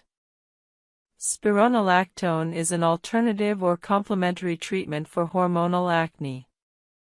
This medication is a potassium-sparing diuretic that also acts as an androgen receptor antagonist, blocking androgens from affecting skin cells. Spironolactone is typically used at doses of 50 to 100 mg daily for acne treatment. It's often prescribed in combination with birth control pills for additional effectiveness. Spironolactone requires careful monitoring. Potential side effects include dizziness, lightheadedness, menstrual irregularities, and breast tenderness. More serious but rare complications include elevated potassium levels that can affect heart rhythm. Regular blood tests monitoring kidney function and potassium levels are necessary when taking spironolactone. Despite these considerations, many dermatologists consider spironolactone an excellent option for hormonal acne, Article 17. The art of consistency. How daily habits transform skin and self-esteem. Point 1. Why consistency matters more than any product. The world of skincare is filled with miracle claims, visible results in 7 days, instant glow. Yet the truth is less glamorous and far more empowering. What you do every day matters more than what you buy once. Consistency is the quiet engine behind every success story. Point 2. The rhythm of skin. Your skin is not static, it breathes in cycles. Every cell lives, dies, and renews within about a month. Oil fluctuates daily, hydration shifts hour to hour. When you synchronize care with this biological rhythm, healing becomes inevitable. Point 3. Habits are stories we tell our skin. Each repeated gesture, washing, moisturizing, protecting, teaches your skin what to expect. A steady routine tells it you are safe, you can heal. Chaos and inconsistency confuse the barrier, leading to flare-ups. Point 4. Why we quit before results arrive. Most people give up just as healing begins. The first weeks of any treatment can cause purging or minor irritation. Many interpret this as failure. Understanding biology prevents disappointment. Skin rebuilds slowly, like trust. Point 5. The psychology of consistency. Consistency is self-respect in motion. Every night you remove your makeup instead of collapsing into bed, you send your mind a message: I keep promises to myself. That trust radiates outward as confidence. Point 6. Morning rituals as anchors. Morning skincare isn't about vanity, it's a mental reset. Cleansing says, I'm starting fresh. Moisturizer says, I will protect myself. Sunscreen says, I respect my future. 3 simple sentences, spoken through action. Point 7. Night rituals as repair. Night care closes the loop. It's where regeneration happens, not just for skin but for the nervous system. The slow massage of cream, the quiet lighting, the smell of clean pillowcases signal to your body that it's safe to rest. Point 8. The compound interest of small acts. Just as one workout doesn't build strength, one serum doesn't change skin. But 300 gentle cleanses over a year rebuild a barrier that once was broken. Tiny acts compound like savings. Their value is time. Point 9. Tracking progress by feeling. Numbers and photos help, but true progress is felt. Notice if your skin stings less, if you touch your face with more care, if your sleep deepens. These invisible wins precede visible change. Point 10. Identity-based habits. When you decide, I am someone who never forgets sunscreen, your brain aligns behavior to belief. Habits rooted in identity outlast motivation. You don't fight willpower, you embody values. Point 11. Designing for success. Make it easy to be consistent. Keep products visible and accessible. Simplify the number of steps. Prepare a travel kit. Remove friction between intention and action, and discipline feels like flow. Point 12. The role of environment. Your bathroom is more than a room, it's a behavioral cue. Soft lighting, organized shelves, and pleasant aroma invite routine. A messy counter whispers chaos. Create an environment that rewards care. Point 13. Consistency and hormones. Stable habits stabilize biology. Regular sleep, hydration, and nutrition balance cortisol and insulin, which directly affect oil production. Consistency outside the bathroom matters as much as what you apply inside it. Point 14. The danger of perfectionism. All or nothing thinking kills progress. Missed a night? Continue tomorrow. Consistency is about returning, not never straying. Your skin forgives as quickly as you do. Point 15. Listening to feedback. Skin speaks through texture, tone, and comfort. Redness says slow down, flakiness says hydrate, dullness says rest. Responding wisely turns routine into relationship. Point 16. The neuroscience of habit. Each repetition carves a path in the brain. At first, effort feels heavy, later automatic. When you pair skincare with a reward, a song, a smell, a moment of praise, the brain tags it as pleasure, not chore. Point 17. Energy management over time management. Consistency requires energy, not hours. If you're exhausted, simplify rather than skip. A single cleansing wipe and a breath of gratitude keep momentum alive. Point 18. Community and accountability. Share your goals with a friend or online group. Accountability turns discipline into connection. When others cheer your progress, dopamine makes the habit stickier. Point 19. The plateau and the breakthrough. Every journey has a boring middle. the weeks when nothing seems to change. But beneath the surface, skin is reorganizing. Hold steady. Breakthroughs belong to those who endure the quiet phase. Point 20. Minimalism is mastery. Experts often return to basics: cleanser, moisturizer, sunscreen. Simplicity reduces decision fatigue and irritation. When you do less with care, results multiply. Point 21. Habit stacking in practice. Attach new actions to existing ones. Moisturizer after brushing teeth, lip balm before checking messages. Routines grow organically when they piggyback on old habits. Point 22. The nutrition connection. Every meal is a message to your skin.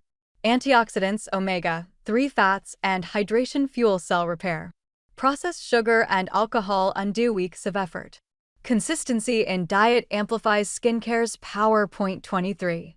Sleep, the silent step. Sleep is not a luxury, it's a treatment. During deep sleep, growth hormone repairs tissue and circulation improves. Regular sleep times create predictable healing windows. Point 24.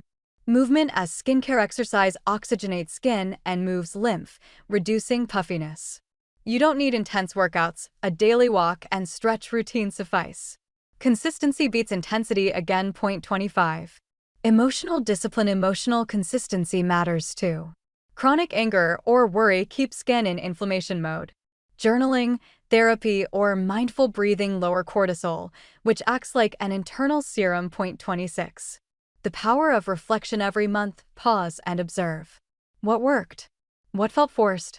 Reflection turns habit into wisdom. It's how you evolve from follower to author of your own routine. Point 27. Ritual as resilience. When life falls apart, ritual holds you together. Even washing your face can be a gesture of stability. The body remembers peace through repetition when the mind forgets. Point 28. Grace for setbacks. Breakouts and bad weeks will come. They don't erase progress. Self-blame adds inflammation. Grace is the most underrated skincare ingredient. Point 29. Consistency beyond skin. Once you master consistency in skincare, you realize it's transferable. The same discipline improves finances, fitness, relationships. Care is a universal language of stability. Point 30. The long view. 6 months from now, your skin will not remember the night you were tired. It will remember the 100 nights you showed up. Patience is visible. Consistency is confidence made tangible. Point 31. Closing reflection. Consistency is not glamorous. It's quiet, ordinary, and invisible, until one morning you catch your reflection and see clarity where chaos used to be.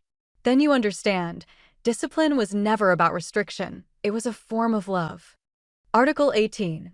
The journey to healthy skin, learning patience, presence, and self-trust equals. There's a quiet truth that most people never tell you about skincare. Healing your skin is not a race, it's a relationship.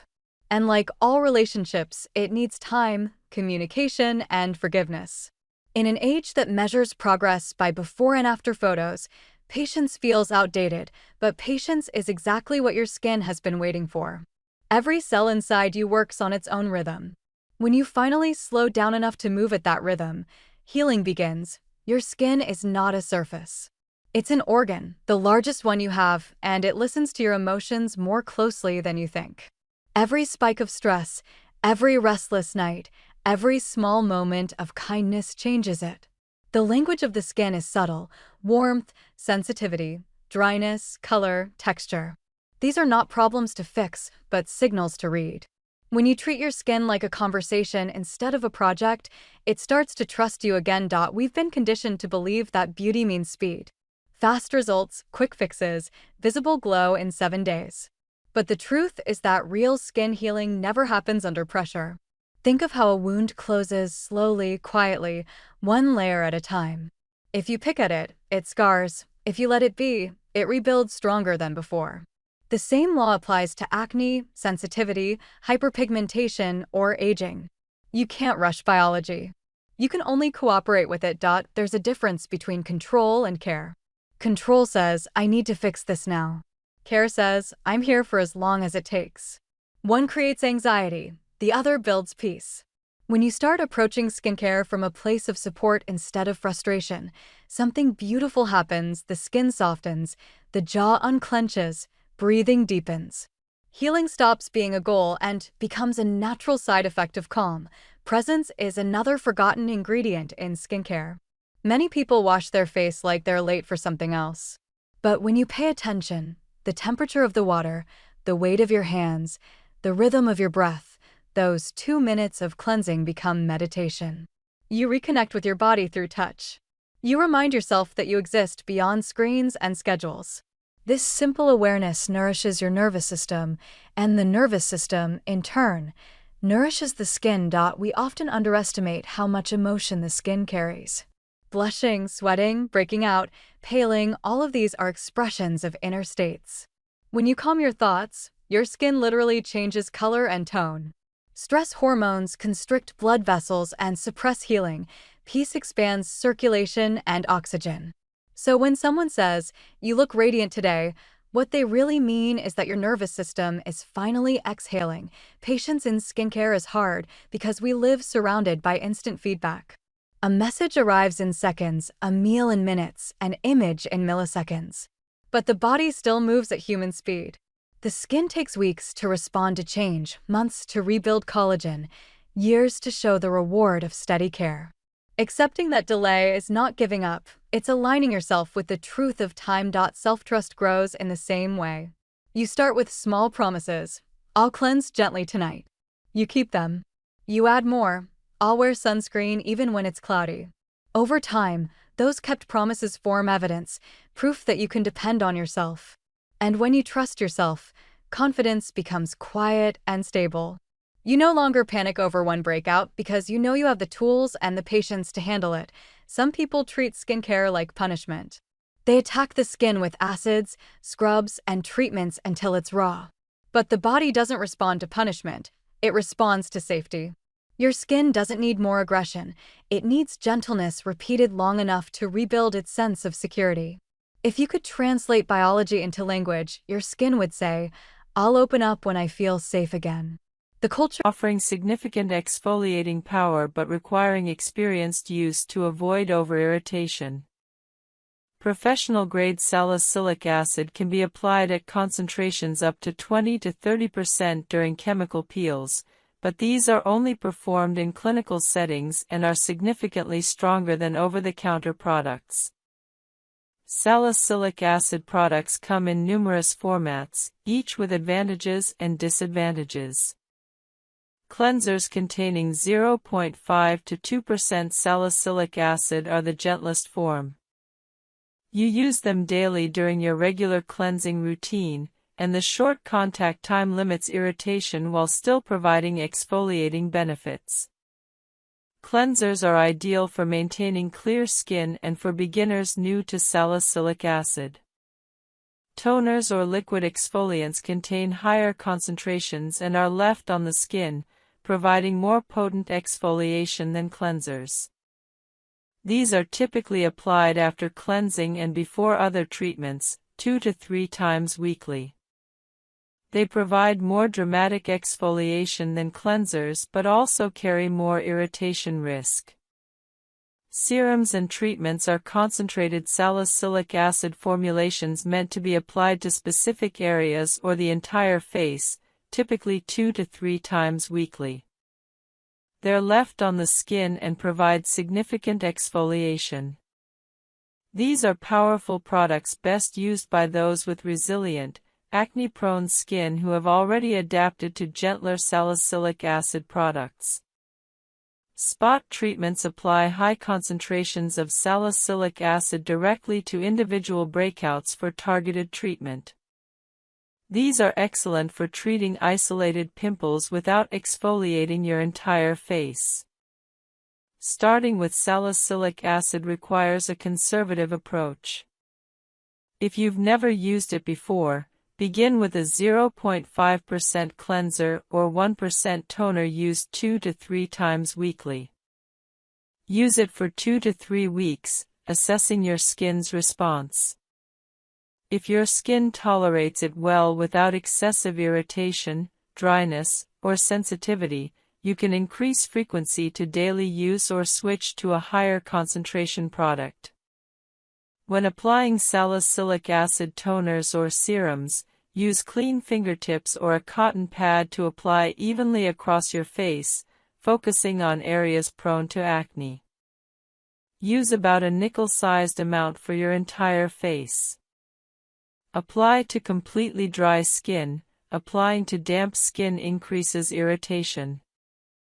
Allow the product to dry completely before applying other products. Some salicylic acid products are meant to stay on your skin indefinitely, while others are meant to be rinsed off after a specific time. Read instructions carefully. Common mistakes when using salicylic acid include starting with too high a concentration, using it too frequently, combining it with too many other actives, and failing to moisturize adequately afterward.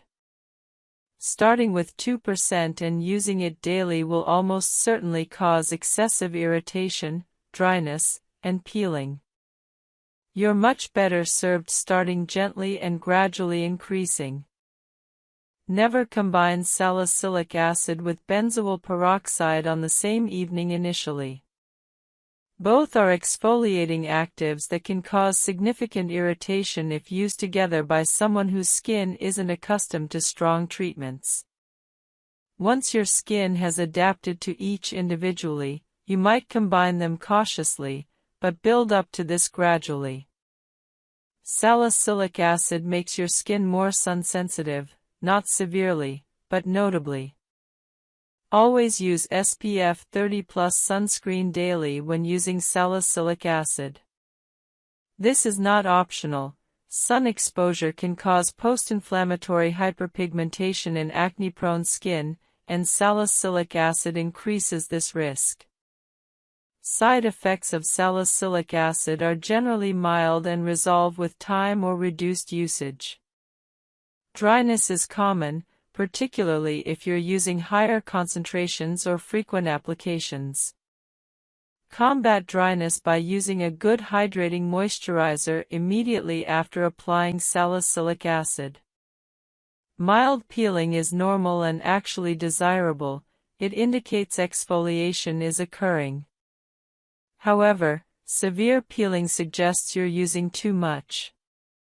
Slight irritation and redness may occur initially but typically resolve within 1 to 2 weeks. Some people experience temporary worsening of acne as impurities are brought to the surface, but this purging phase is usually short-lived. Results from salicylic acid appear gradually. After 2 weeks of consistent use, you might notice smoother texture. After 4 weeks, you should see reduced comedones and fewer new breakouts. Most people see significant improvement after 6 to 8 weeks of consistent use. However, salicylic acid works best for comedonal acne, blackheads and whiteheads, and mild inflammatory acne. For severe inflammatory or cystic acne, combining salicylic acid with other treatments like benzoyl peroxide or prescription retinoids is often necessary. Salicylic acid is safe for long-term use.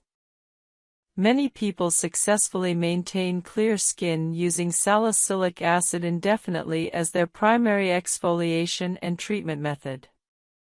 However, occasionally, skin can become desensitized to salicylic acid if used continuously for extended periods. If you notice that salicylic acid that previously worked well seems less effective, take a 1 to 2 week break, then resume using it. This often restores its effectiveness. Alternatively, you can rotate between salicylic acid and other exfoliants like glycolic acid to prevent desensitization. Guide 5.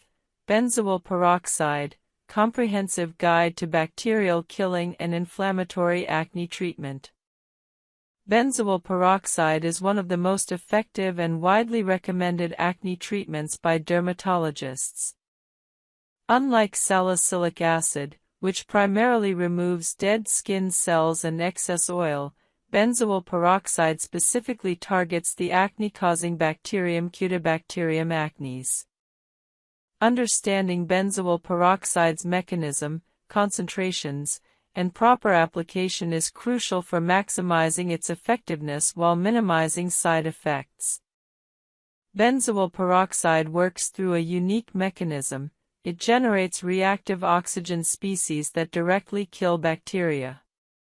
This is fundamentally different from antibiotics, which the bacteria can develop resistance to. Bacteria cannot develop resistance to benzoyl peroxide because it works through oxidative stress rather than targeting specific bacterial proteins. This makes benzoyl peroxide an invaluable tool in acne treatment, particularly since antibiotic resistance is an increasingly serious problem in dermatology. Beyond bacterial killing, benzoyl peroxide has anti-inflammatory effects, helping reduce the redness and swelling associated with inflammatory acne. It also has mild sebum-reducing properties and may help with some degree of comedone reduction, though it's less effective for this than salicylic acid.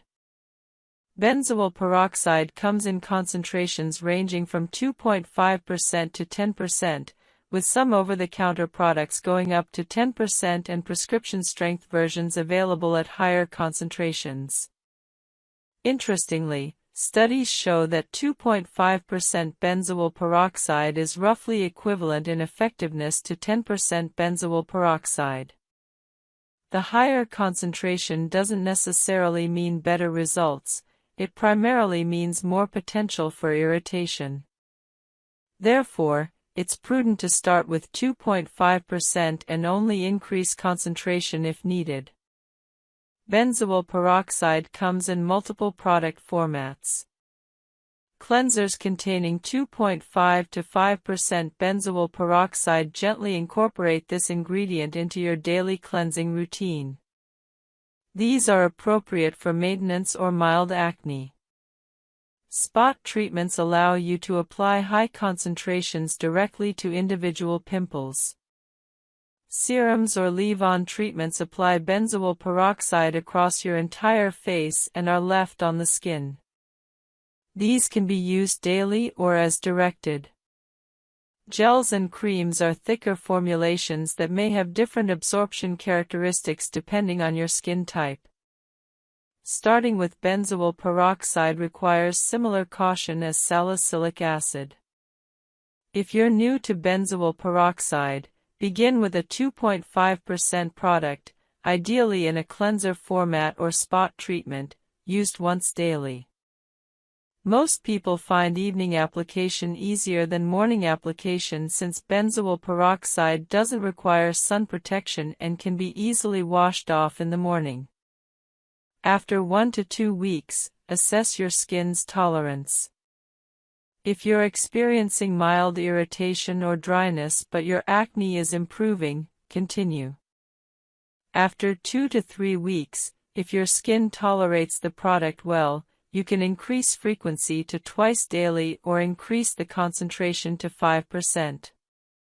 Application technique is critical. Apply benzoyl peroxide to completely clean, completely dry skin. This is more important with benzoyl peroxide than with most other products. If your skin is even slightly damp, benzoyl peroxide will irritate more readily. Allow your cleanser to fully absorb and dry, then apply benzoyl peroxide. Use a small amount, about the size of a pea for your entire face if using a leave-on product, or a slightly larger amount for spot treatment.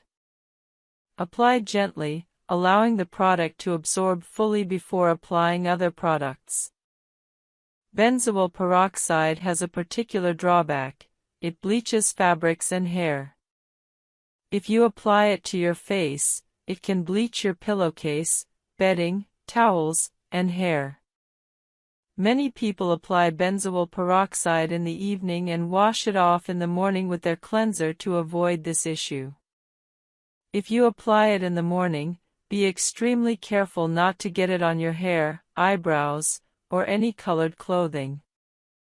Some people apply it as a spot treatment right before bed, allowing it to work overnight before being washed off in the morning.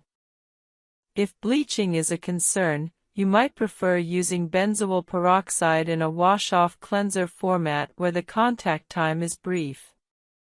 Side effects of benzoyl peroxide are generally more significant than salicylic acid. Dryness is very common, particularly with higher concentrations or frequent applications.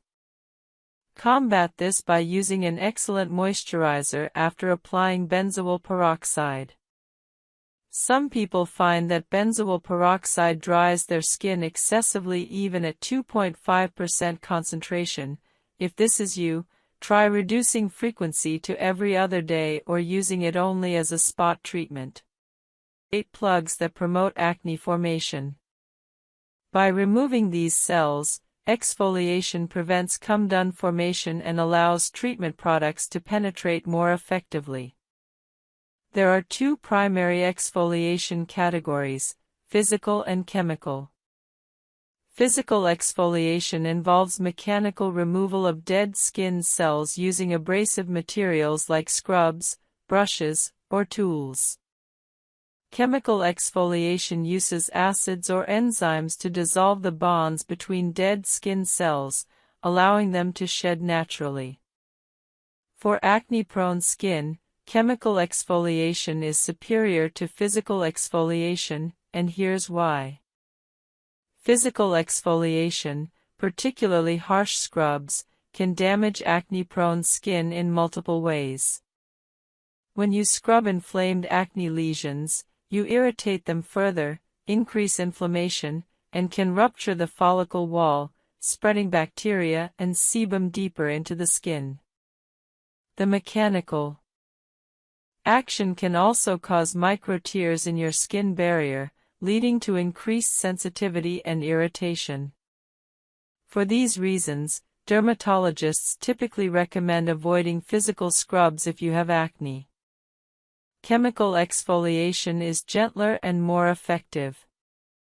There are 2 main types of chemical exfoliants, alpha-hydroxy acids, AHAs, and beta-hydroxy acids, BHAs. AHAs, including glycolic acid and lactic acid, are water-soluble and work on the skin's surface. They're excellent for general exfoliation, improving texture, and reducing the appearance of fine lines. However, they don't penetrate into oil-filled pores effectively. BHAs, particularly salicylic acid, are oil-soluble and can penetrate into sebum-filled pores, making them ideal for acne-prone skin. Salicylic acid dissolves the sebum and dead skin cell plug within the follicle, directly preventing and treating comedones. For acne-prone skin, exfoliating 2 to 3 times weekly with salicylic acid is generally appropriate. Some people with very resilient skin can tolerate daily use, while those with sensitive skin may do better with once or twice weekly exfoliation. Begin conservatively with 2 to 3 times weekly, observing how your skin responds over 2 to 3 weeks before increasing frequency. Exfoliation products come in various formats. Exfoliating cleansers contain salicylic acid and are used during your regular cleansing routine. These are gentle and convenient for daily use. Exfoliating toners are applied after cleansing and before other treatments. They're typically stronger than cleansers and are meant to be left on the skin. Exfoliating serums and treatments are the most concentrated forms and are usually applied 2 to 3 times weekly. Exfoliating masks are meant to be applied for a specific duration, usually 10 to 15 minutes, then rinsed off. When starting exfoliation, begin with a lower concentration of salicylic acid, typically 0.5% to 1%, and gradually work up to 2% as your skin builds tolerance. Many beginners make the mistake of jumping to high concentrations, causing excessive irritation, dryness, and peeling. This leads them to conclude that exfoliation doesn't work for them when the actual problem was starting too strong. The exfoliation process requires proper technique. Apply your exfoliating product to clean, completely dry skin. Applying to damp skin increases irritation and reduces effectiveness. Use your fingertips to apply the product gently, spreading it evenly across your face, paying special attention to areas where acne is most prevalent. Some exfoliating products are meant to be left on overnight, while others are rinsed off after a specific duration. Follow product instructions carefully. During the initial exfoliation period, expect some adjustment. Your skin may experience mild redness, slight dryness, or mild peeling. This is normal and typically subsides within 1 to 2 weeks as your skin adapts. However, if you experience severe irritation, excessive peeling, or significant discomfort, reduce your exfoliation frequency or concentration. Listen to your skin, it will tell you what it needs.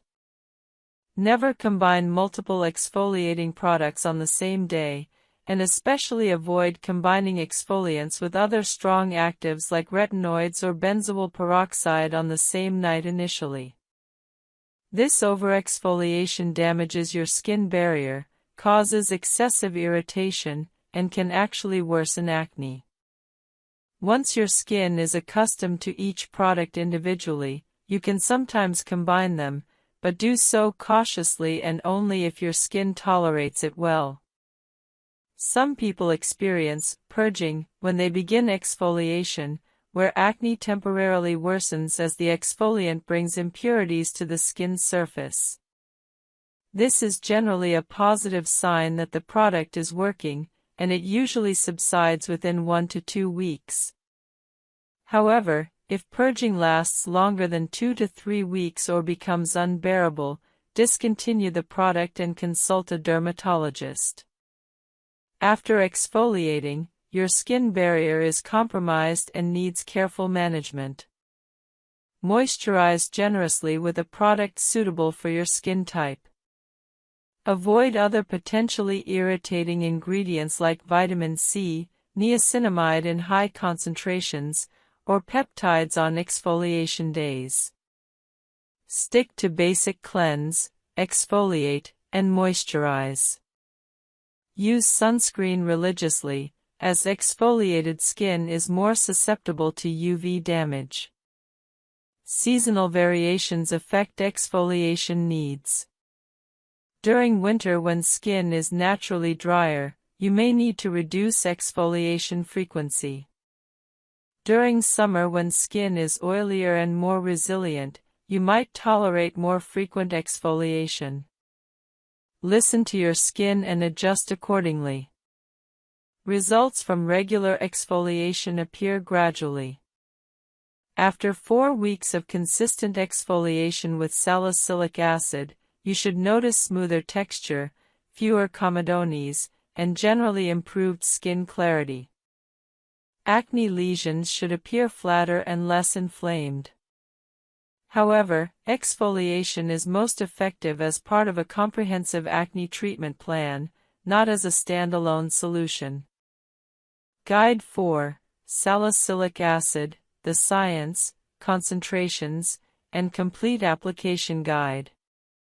Salicylic acid has been a cornerstone of acne treatment for decades, and understanding its mechanism and proper use is essential for anyone dealing with acne. Salicylic acid is a beta-hydroxy acid, BHA, meaning it's oil-soluble. This oil solubility is what makes it particularly effective for acne-prone skin. It can penetrate into oil-filled pores where other water-soluble ingredients cannot reach. Salicylic acid works through multiple mechanisms. First, it acts as a keratolytic, meaning it helps dissolve the protein bonds between dead skin cells, promoting cell shedding. Inside the follicle, it dissolves the sebum and dead skin cell mixture that forms come-done plugs. Second, it has mild antibacterial properties, helping reduce bacterial colonization within blocked pores. Third, it has anti-inflammatory effects, reducing the redness and irritation associated with acne lesions. Fourth, it can stimulate cellular turnover, promoting healthier skin overall. Salicylic acid comes in various concentrations, typically ranging from 0.5% to 2%. The concentration directly correlates with effectiveness and also with irritation potential. A 0.5% solution is very gentle, making it suitable for sensitive skin or those new to salicylic acid. A 1% solution is considered standard for most people with acne-prone skin, providing a good balance between effectiveness and tolerability. A 2% solution is the maximum recommended concentration for at-home use. Identical complexions, but entirely different experiences. One sees flaws, the other sees life. Your inner dialogue colors perception. Self-criticism tightens facial muscles, restricts blood flow, and literally dims expression. Self-acceptance relaxes those muscles and invites light to dance again. Confidence is circulation. Emotions even dictate how skincare products perform. Under stress, the skin's pH rises, reducing absorption. Calm skin absorbs active ingredients more effectively.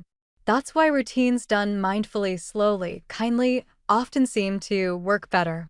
The difference is not magic. It's physiology shaped by emotion. It's worth noting that positive emotions do not mean toxic positivity. Pretending to be fine when you're not only adds tension. Real peace comes from feeling what's true, then letting it move through you instead of getting trapped. Tears are skincare too. They flush stress hormones through saltwater. To nurture the skin-mind connection, build rituals that support both. Begin each morning not with scrolling, but with 3 deep breaths. Feel your feet, your heartbeat, the coolness of water on your face. Evening routines can become ceremonies of release, washing away the day's emotional residue. When you treat skincare as dialogue instead of duty, your hands become healers. Breathing through skincare is underrated science. Deep breathing increases carbon dioxide tolerance, improving oxygen delivery to tissue. That means better cell turnover and color. The glow you notice after meditation isn't imagination, it's chemistry. Nutrition is emotional, too. Comfort eating high-sugar foods spikes insulin, which increases oil production. Mindful eating, slowing down, savoring lowers stress hormones and stabilizes blood sugar. Your emotional relationship with food becomes a reflection of your emotional relationship with yourself. Social connection, creativity, and purpose all translate into visible vitality.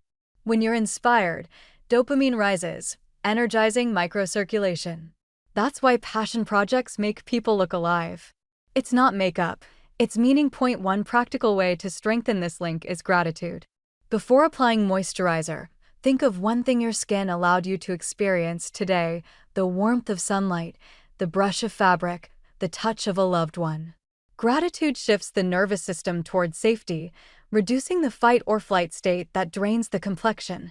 Sometimes, the skin expresses what words cannot. Trauma stored in the body can manifest as chronic rashes or sensitivity. Psychodermatology, an emerging field at the intersection of psychology and dermatology, now treats such conditions holistically. Therapy, mindfulness, and gentle skincare combined often succeed where medication alone fails. The mind must heal for the skin to follow. Learning to love your skin is learning to listen to yourself. Each flush, each blemish, each glow is communication. Instead of saying, "What's wrong with my face?" ask, "What is my body trying to tell me?" This question transforms frustration into curiosity. Curiosity is healing. There is an elegance in emotional honesty. When you allow sadness, your tears clear your eyes and your pores. When you allow laughter, circulation surges. When you allow rest, renewal begins. Article 21. The Ritual of Night. Why evening skincare heals your mind. Night has always been a language of healing. When the world goes quiet, when the noise of the day fades and the sky deepens into indigo, your body begins to remember itself. The pace slows, the heart steadies, and the mind finally has room to breathe. Evening is not just a time on the clock, it's a state of surrender. It's the body's invitation to let go, to rebuild, to forgive. And in that quiet space between exhaustion and sleep, your nightly skincare ritual becomes more than routine. It becomes an act of restoration for both skin and soul. We often underestimate the power of repetition. To cleanse your face every night may seem trivial, but it's a promise, a signal that despite everything that happened today, you are still worthy of care. The way you touch your face, the pace of your breath, the temperature of the water, all of it matters. The skin listens. The mind listens too. There is something ancient about washing your face at night. Water has always been a symbol of renewal. It erases the traces of what the day wrote upon you. Dust, sweat, makeup, pollution, emotion, they all dissolve under the steady rhythm of water and movement. In those few minutes, you perform one of humanity's oldest rituals, cleansing as rebirth. You're saying, without words, I release what no longer serves me. Science quietly supports this poetry. When the sun sets, the brain releases melatonin, preparing the body for rest. At the same time, skin temperature rises slightly, circulation increases, and cells begin repair work. During the day, your skin defends. At night, it heals. The rituals you do before sleep, cleansing, moisturizing, breathing, are not cosmetic acts. They are biological collaborations with time. The nervous system remembers touch. When your hands move gently across your skin, you stimulate mechanoreceptors that signal safety to the brain. The parasympathetic system responds by lowering heart rate and cortisol. Within moments, your inner chemistry shifts from fight or flight to rest and repair. The simple act of applying cream can calm your entire physiology if done with presence. Presence is the real luxury. Many people rush through their night routines as though it's one more chore between screens and sleep. But the difference between skincare and self-care is attention. When you give full awareness to your evening ritual, it transforms from duty to meditation. You reconnect with yourself not through thought, but through sensation, water flowing, breath steady, the scent of lotion blooming softly in the air. There's something deeply comforting about the dim light of a bathroom at night. The mirror reflects not performance, but reality. No harsh sunlight, no filters, no distractions, just you, raw and human. You see yourself not as an image to perfect, but as a person to nurture. The face staring back might look tired, maybe lined, maybe uneven, but it's also honest. That honesty is where healing begins. Each night, your skin carries the story of your day. It remembers laughter, stress, temperature, touch, even words. Emotions leave traces, invisible yet real. Cleansing becomes a kind of emotional detox, not erasing what happened, but washing away the tension attached to it. When you wipe away makeup, you wipe away rolls. When you rinse your face, you rinse off the residue of pretending. What remains is you, soft, unarmored, alive. Many people associate skincare with appearance, but nighttime skincare is about identity. It's the one time of day when you're not performing for anyone. You're not the worker, the parent, the partner, the friend. You are just the person who lives inside your skin. And that person deserves tenderness. Moisturizing at night is more than hydration. It's closure. The way you press cream into your cheeks is like sealing an envelope addressed to your future self. I took care of you tonight. Your morning face will read it as calmness, clarity, and light. Psychologically, rituals help regulate anxiety. The brain craves predictability, and repeated acts signal safety. When you perform the same gentle steps each evening, your body learns that the day is ending and it's safe to rest. Over time, this pattern conditions relaxation faster than medication. Some nights, you will feel too tired. Those are the most important nights to show up anyway. Not because your skin demands perfection, but because your heart needs consistency.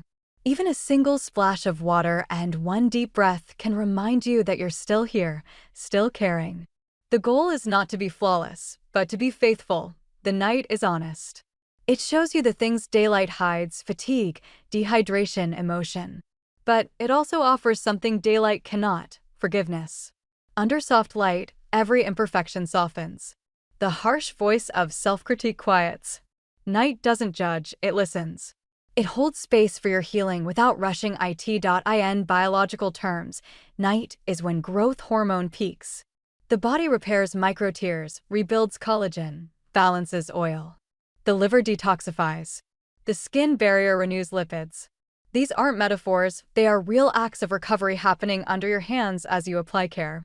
When you skip your routine, you interrupt this collaboration. When you keep it, you amplify it. Beyond biology, there's symbolism. The day is about performance, the night about truth. During the day, we wear faces, literal and metaphorical. At night, we take them off. Skincare becomes a ceremony of unmasking. That is why it feels intimate. You meet yourself again, without decoration, without audience.in that encounter, something shifts. The mirror becomes less an object of judgment and more a witness of kindness.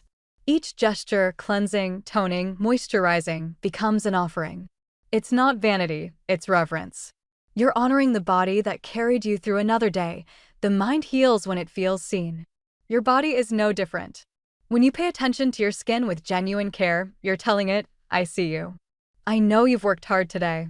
That acknowledgement has power. It releases tension in muscles you didn't realize were clenched. It slows breathing. It resets chemistry. There's also something spiritual about caring for yourself in the dark. The quiet hum of night has always been sacred. Monks pray, artists create, mothers rock children to sleep. You, too, participate in that lineage of caretaking each time you tend to your skin. You don't need incense or chants. Your hands are enough. People often think of night skincare as indulgence, but indulgence is excess. This is balance. The outer gesture of cleansing mirrors the inner act of letting go. Every night you wash your face, you practice detachment from makeup, from stress, from perfection. You learn that beauty isn't something to chase, but something to uncover beneath the day's residue. Over time, the ritual of night becomes an anchor. No matter how unpredictable life becomes, you have this: water, touch, breath, stillness. It's the small island of peace you can return to every evening. And that consistency. Guide 1. Complete understanding of acne, pathophysiology, types, and root causes. Acne is one of the most prevalent skin conditions affecting approximately 85% of people aged 12 to 24, with significant numbers also experiencing adult acne. To effectively treat acne, you must first understand its underlying mechanisms and various manifestations. Acne develops through a complex process involving 4 primary factors: increased sebum production, follicular hyperkeratinization, colonization by Cutibacterium acnes bacteria, and inflammation. The sebaceous glands, which produce sebum or skin oil, become hyperactive primarily due to hormonal stimulation. During puberty, androgens like testosterone trigger increased sebum production. This oil production is essential for skin protection, but excess sebum creates an environment conducive to acne development. The sebaceous glands have androgen receptors, meaning individuals with heightened sensitivity to hormones or with hormonal imbalances experience excessive sebum production. Follicular hyperkeratinization refers to the abnormal shedding of skin cells lining the hair follicle. Normally, dead skin cells shed and exit through the hair follicle to the skin surface. In acne-prone individuals, these cells stick together and don't shed properly, creating a plug within the follicle. This plug, combined with sebum, forms an ideal environment for bacterial growth and acne formation. Cutibacterium acnes, previously known as Propionibacterium acnes, is a naturally occurring bacterium on human skin. However, in the oxygen-poor environment created by plugged follicles, this bacterium proliferates rapidly. These bacteria produce enzymes and toxins that trigger the immune system, causing inflammation and the visible acne lesions you see on your skin. Inflammation is the final component and arguably the most visible aspect of acne. When the immune system responds to bacterial presence and follicle rupture, it sends inflammatory cells to the area, causing redness, swelling, heat, and the formation of pustules or nodules. Understanding this process is crucial because different acne treatments target different components of this mechanism. There are numerous acne types, each requiring different treatment approaches. Non-inflammatory acne includes blackheads and whiteheads. Blackheads, or open comedones, form when a follicle is clogged with sebum and dead skin cells, but the pore remains open. The dark appearance results from oxidation of the sebum, not dirt. Whiteheads, or closed comedones, occur when the follicle is completely sealed, trapping sebum and dead cells beneath the skin surface, creating a small white or flesh-colored bump. Inflammatory acne is more noticeable and potentially scarring. Papules are small, firm, red bumps without a visible center, representing the body's inflammatory response. Pustules are similar to papules but contain a visible yellow or white center filled with pus. These are the classic pimples most people recognize. Nodules are larger, deeper, solid lesions that develop when inflammation extends deeper into the skin. They're typically painful and can last for weeks. Cystic acne represents the most severe form, where large, fluid-filled lesions develop deep within the skin. These are extremely painful and highly prone to causing permanent scarring. Several factors contribute to acne development beyond just hormones and bacteria. Genetics play a significant role. If your parents had severe acne, you're more likely to experience it too. Environmental factors matter considerably. Living in humid climates can exacerbate acne due to increased moisture promoting bacterial growth. Pollution and environmental toxins can clog pores and trigger inflammation. Stress hormones like cortisol increase sebum production and inflammation, explaining why acne often worsens during stressful periods. Diet influences acne more than previously thought. High glycemic foods rapidly spike blood sugar, causing insulin surges that trigger sebaceous gland stimulation and androgen production. Dairy products, particularly skim milk, contain hormones and proteins that may trigger acne in susceptible individuals. Omega-3 fatty acid deficiency promotes inflammation, while excessive omega-6 consumption without sufficient omega-3s creates an inflammatory imbalance. Certain medications, including corticosteroids and lithium, are known to trigger or worsen acne as a side effect. Recognizing your specific acne type and identifying contributing factors is the first step toward effective treatment. Some people have purely hormonal acne, while others struggle with bacterial acne, dietary triggers, or environmentally influenced breakouts. Understanding your personal acne profile allows you to select treatments targeting your specific problem rather than wasting time and money on ineffective solutions. Guide 2: Comprehensive Daily Cleansing and Preparation Routine for Acne-Prone Skin. The foundation of any successful acne treatment regimen is an appropriate cleansing routine. Many people underestimate the importance of proper cleansing, believing that any soap will suffice. However, for acne-prone skin, the cleansing process is far more nuanced and critical to success. Your cleansing routine will prepare your skin for treatment products and remove substances that promote acne formation. Begin by understanding that you should cleanse your face twice daily, once in the morning and once at night. Morning cleansing removes the oil, dead skin cells, and bacteria that accumulate overnight while you sleep.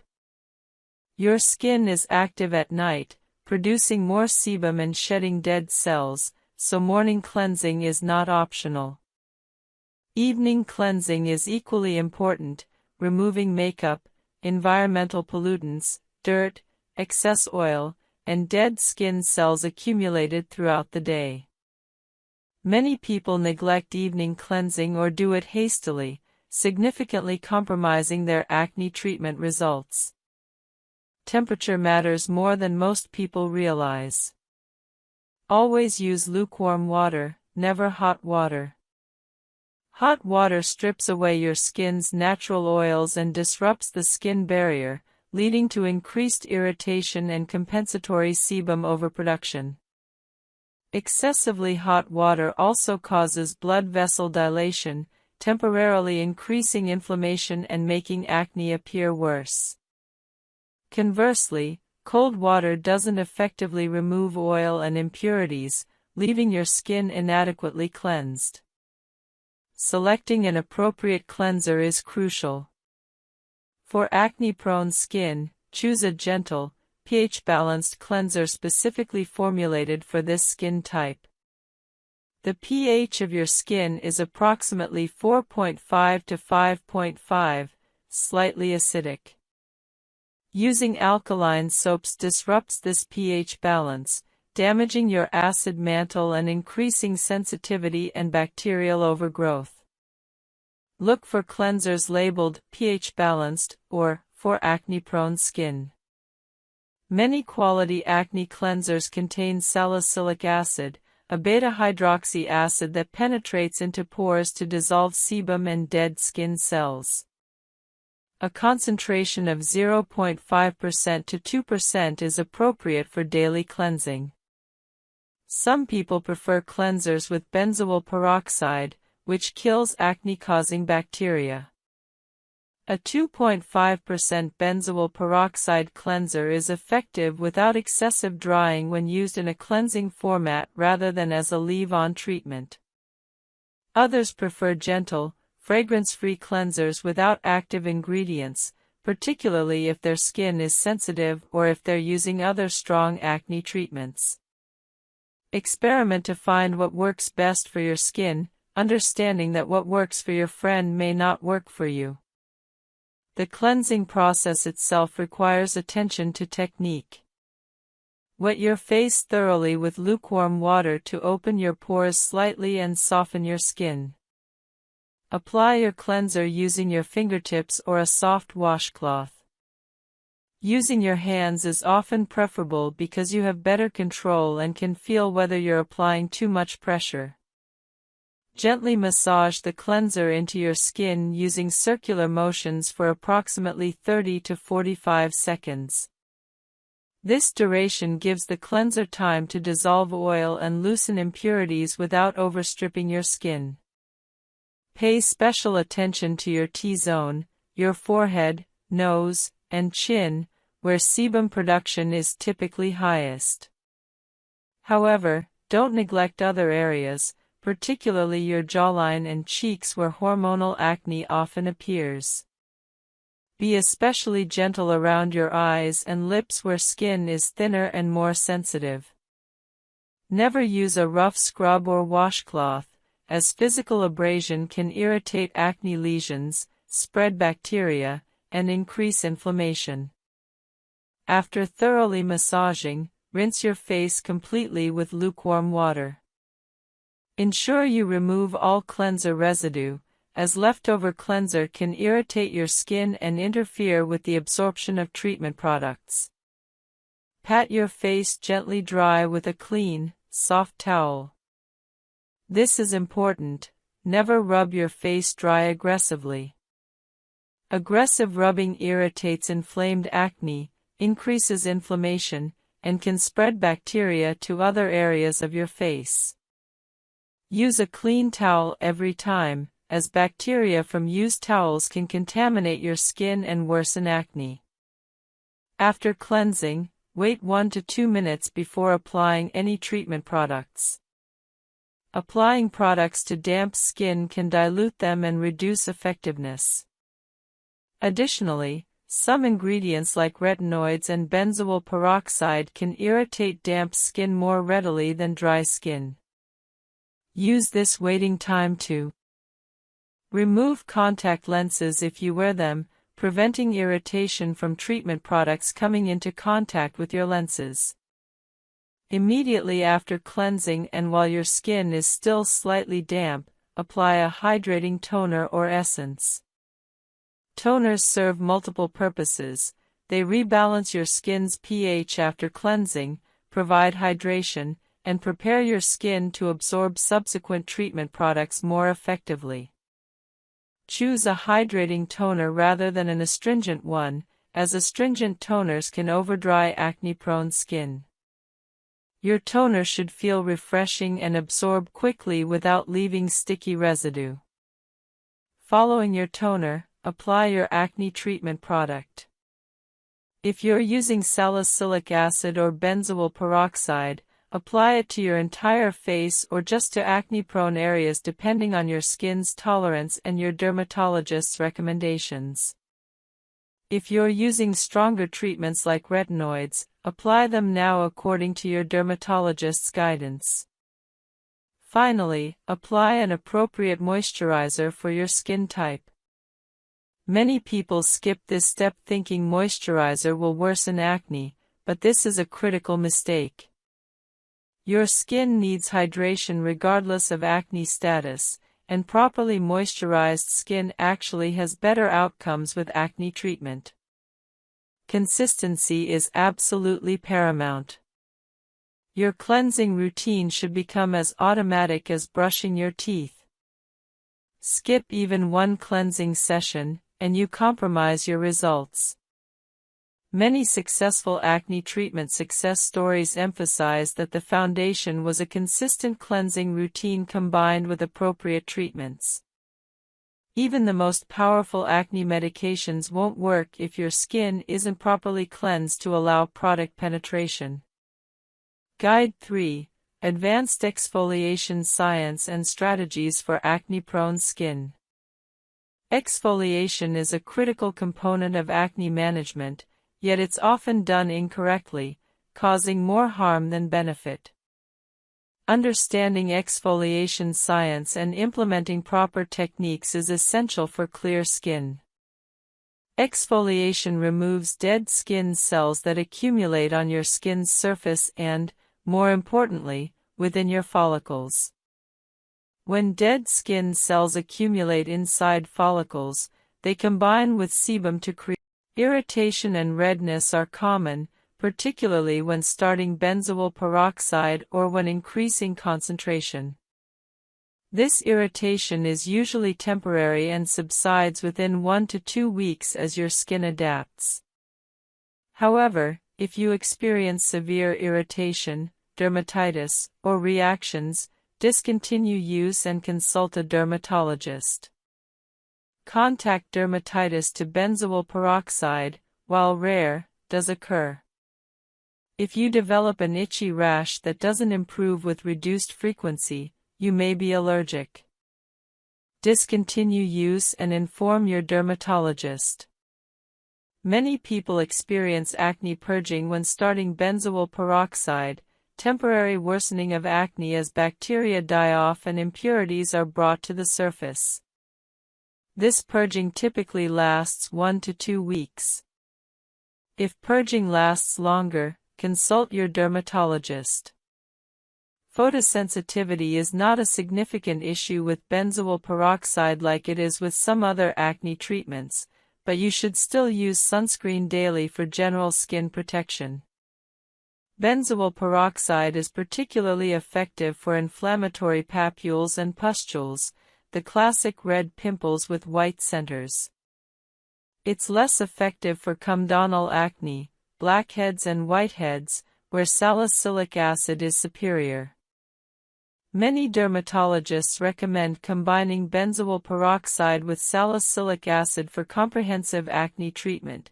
Use salicylic acid to address comedones and exfoliate, and benzoyl peroxide to kill bacteria and reduce inflammation.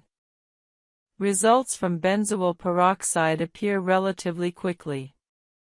After 1 to 2 weeks of consistent use, inflammatory acne should appear less red and swollen.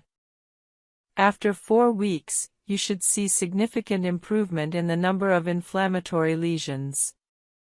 Full results typically appear after 6 to 8 weeks of consistent use. Long-term use of benzoyl peroxide is safe and very common. Many people successfully maintain clear skin for years using benzoyl peroxide as their primary acne treatment. However, some dermatologists recommend occasionally taking breaks from benzoyl peroxide, perhaps 1 week per month, to allow your skin's natural bacteria to repopulate normally. This isn't absolutely necessary, but some people find it helpful in maintaining overall skin health. One important consideration: never use benzoyl peroxide with vitamin C or niacinamide at the same time, as benzoyl peroxide can oxidize these ingredients, reducing their effectiveness. Apply these ingredients in the morning and benzoyl peroxide in the evening, or use them on different days. Guide 6, Retinoids, the Gold Standard Anti-Aging and Acne Treatment Comprehensive Guide. Retinoids represent the gold standard in skincare science, with decades of research supporting their effectiveness for acne, aging, and general skin health. Understanding retinoids' mechanism, types, concentrations, and proper use is essential for anyone serious about achieving clear, healthy skin. Retinoids are vitamin A derivatives that work through multiple powerful mechanisms. First, they increase cellular turnover, causing your skin to shed old cells and reveal fresh, new skin underneath. This prevents dead skin cell accumulation that leads to clogged pores and comedones. Second, they normalize sebaceous gland function, helping regulate sebum production. Third, they stimulate collagen production, improving skin elasticity and minimizing fine lines. Fourth, they have anti-inflammatory effects, reducing the redness and irritation of acne. Fifth, they prevent follicular hyperkeratinization, the abnormal cell shedding that contributes to acne. Sixth, they have antioxidant properties, protecting skin from free radical damage.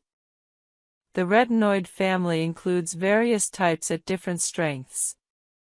Over-the-counter retinol is the gentlest form, requiring conversion by your skin's enzymes to the active retinaldehyde and then to retinoic acid.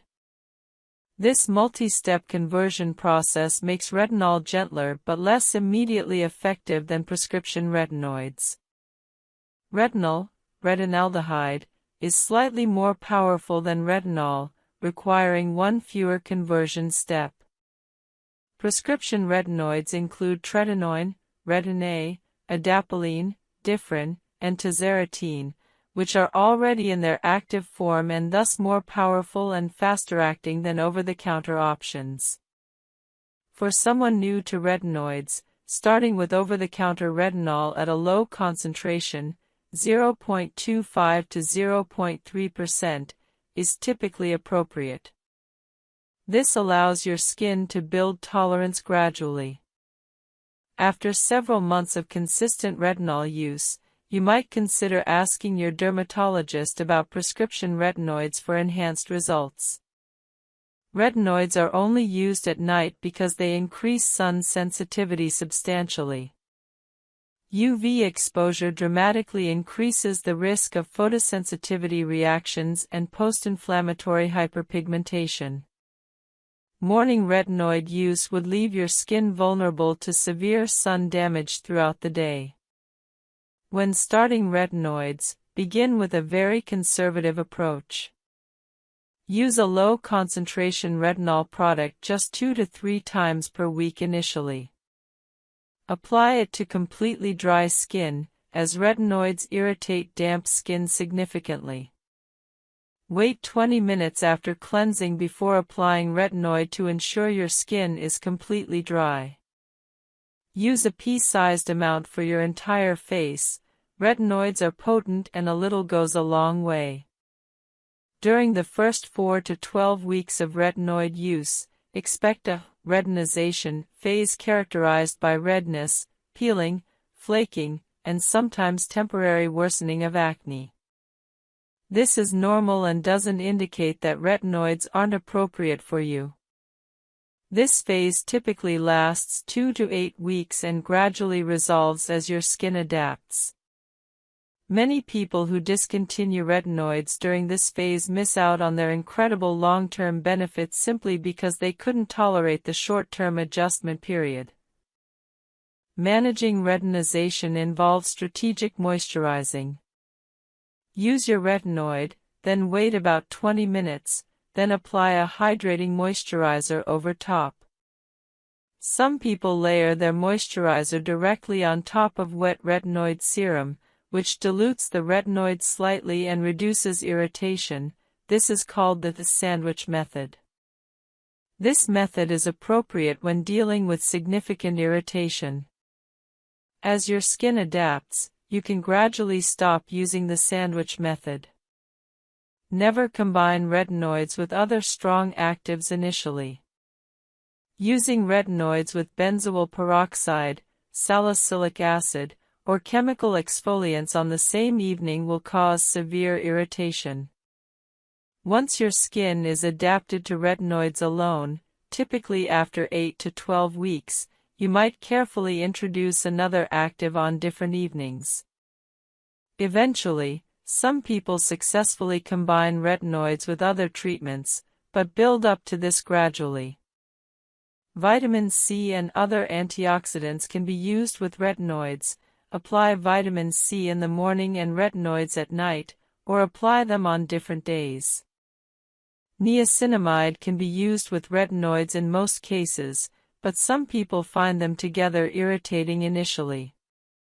SPF 30+ broad-spectrum sunscreen is absolutely mandatory every single day when using retinoids, even if you don't plan to go outside. Window glass blocks most UVB rays but not UVA rays, meaning significant sun damage can occur even indoors. Reapply sunscreen every 2 hours if you'll be in the sun. Wear protective clothing, hats, and sunglasses when possible. The combination of retinoid use and sun exposure can cause severe reactions and permanent skin damage. As your skin adapts to retinoids over 8 to 12 weeks, gradually increase usage frequency.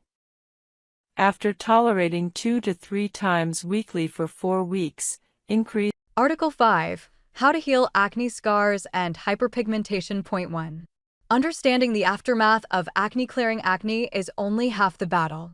What remains, the dark spots, dense and uneven texture, can feel even more stubborn than acne itself. Many people who have overcome breakouts still struggle with the emotional and physical scars left behind. Acne scarring and hyperpigmentation don't only affect appearance, they can also impact confidence and self-esteem. The good news? Skin has an extraordinary ability to repair itself when given time, care, and the right treatments. Point 2. The difference between scars and pigmentation: not all marks are the same. Acne scars are structural changes in the skin caused by deep tissue damage. Post-inflammatory hyperpigmentation, PIH, are surface-level dark marks that form when melanin rushes to the site of inflammation. Post-inflammatory erythema, PE, refers to lingering redness due to broken capillaries. Identifying which one you have is essential because treatment strategies differ. Point 3. Why acne leaves scars. Scars form during the healing process. When the body detects damage, it sends collagen to repair it. If it sends too little, you get depressed scars; too much, and you get raised scars. Picking or squeezing pimples increases inflammation and collagen damage, making scars deeper and longer lasting. Prevention starts during the acne phase. Point 4. Types of acne scars. Understanding scar type helps target it more effectively. Ice pick scars: narrow, deep holes that look like punctures. Boxcar scars: wide, sharp-edged depressions. Rolling scars: shallow waves under the skin surface. Keloid scars: raised, thick scars caused by excessive collagen. Each requires a unique treatment approach. There's no one-size-fits-all. 5. The role of time and patience, one of the hardest truths. Scar healing takes time, months, even a year. The skin remodels slowly. With consistent care, scars soften, pigment fades, and texture smooths. Think of it as rehabilitation, not repair overnight. Point 6. Daily sun protection, the non-negotiable. If you do nothing else, wear sunscreen every single day. UV exposure darkens existing marks and slows collagen rebuilding. Choose SPF 30 or higher, ideally zinc oxide, based if you're acne prone. Make it your last step every morning, even when indoors or it's cloudy. Hyperpigmentation simply cannot heal without UV protection. Point 7. Gentle cleansing and hydration, avoid stripping cleansers. Over-cleansing compromises the barrier and delays recovery. Use a mild cleanser with ingredients like Centella Asiatica, oat extract, or green tea. Follow with a moisturizer rich in ceramides and niacinamide. These help rebuild the skin's protective layer and retain water, both vital for healing. Point 8. Exfoliation. Resurfacing old layers. Exfoliation encourages new skin growth by removing dull, damaged cells. AHAs, glycolic/lactic, improve texture, brightness, and pigmentation. BHAs, salicylic, clear pores, prevent new breakouts. PHAs, gluconolactone, gentle option for sensitive skin. Use exfoliants 2 to 3 times weekly, ideally at night, followed by moisturizer and sunscreen next morning. Point 9. Retinoids, the gold standard of regeneration. Retinoids speed up cell turnover, boost collagen production, and gradually fill in depressions. They're proven to reduce both scars and pigment. Start with adapalene 0.1% or retinol 0.3%, building tolerance slowly. Expect minor peeling initially, that's normal. Consistent use for 12 weeks can dramatically improve skin texture. Point 10. Vitamin C, the brightening powerhouse. Vitamin C, ascorbic acid, fades dark spots, evens tone, and strengthens collagen fibers. Use in the morning before sunscreen. For sensitive skin, try derivatives like sodium ascorbyl phosphate or ascorbyl glucoside, which are more stable and less irritating. Point 11. Niacinamide, the multitasking hero. Niacinamide, vitamin B3, reduces inflammation, strengthens the barrier, controls oil, and brightens hyperpigmentation. It also boosts the efficacy of other treatments like retinoids and vitamin C when layered correctly. Aim for 5 to 10% formulations. Point 12. Other brightening ingredients worth knowing. Licorice root extract soothes and fades dark spots naturally. Tranexamic acid, excellent for stubborn pigmentation. Use 2 to 3% serum. Alpha-arbutin, gentle melanin inhibitor that pairs well with niacinamide. Kojic acid, derived from fungi, helps lighten long-standing marks. Combine no more than 2 brighteners at a time to avoid irritation. Point 13.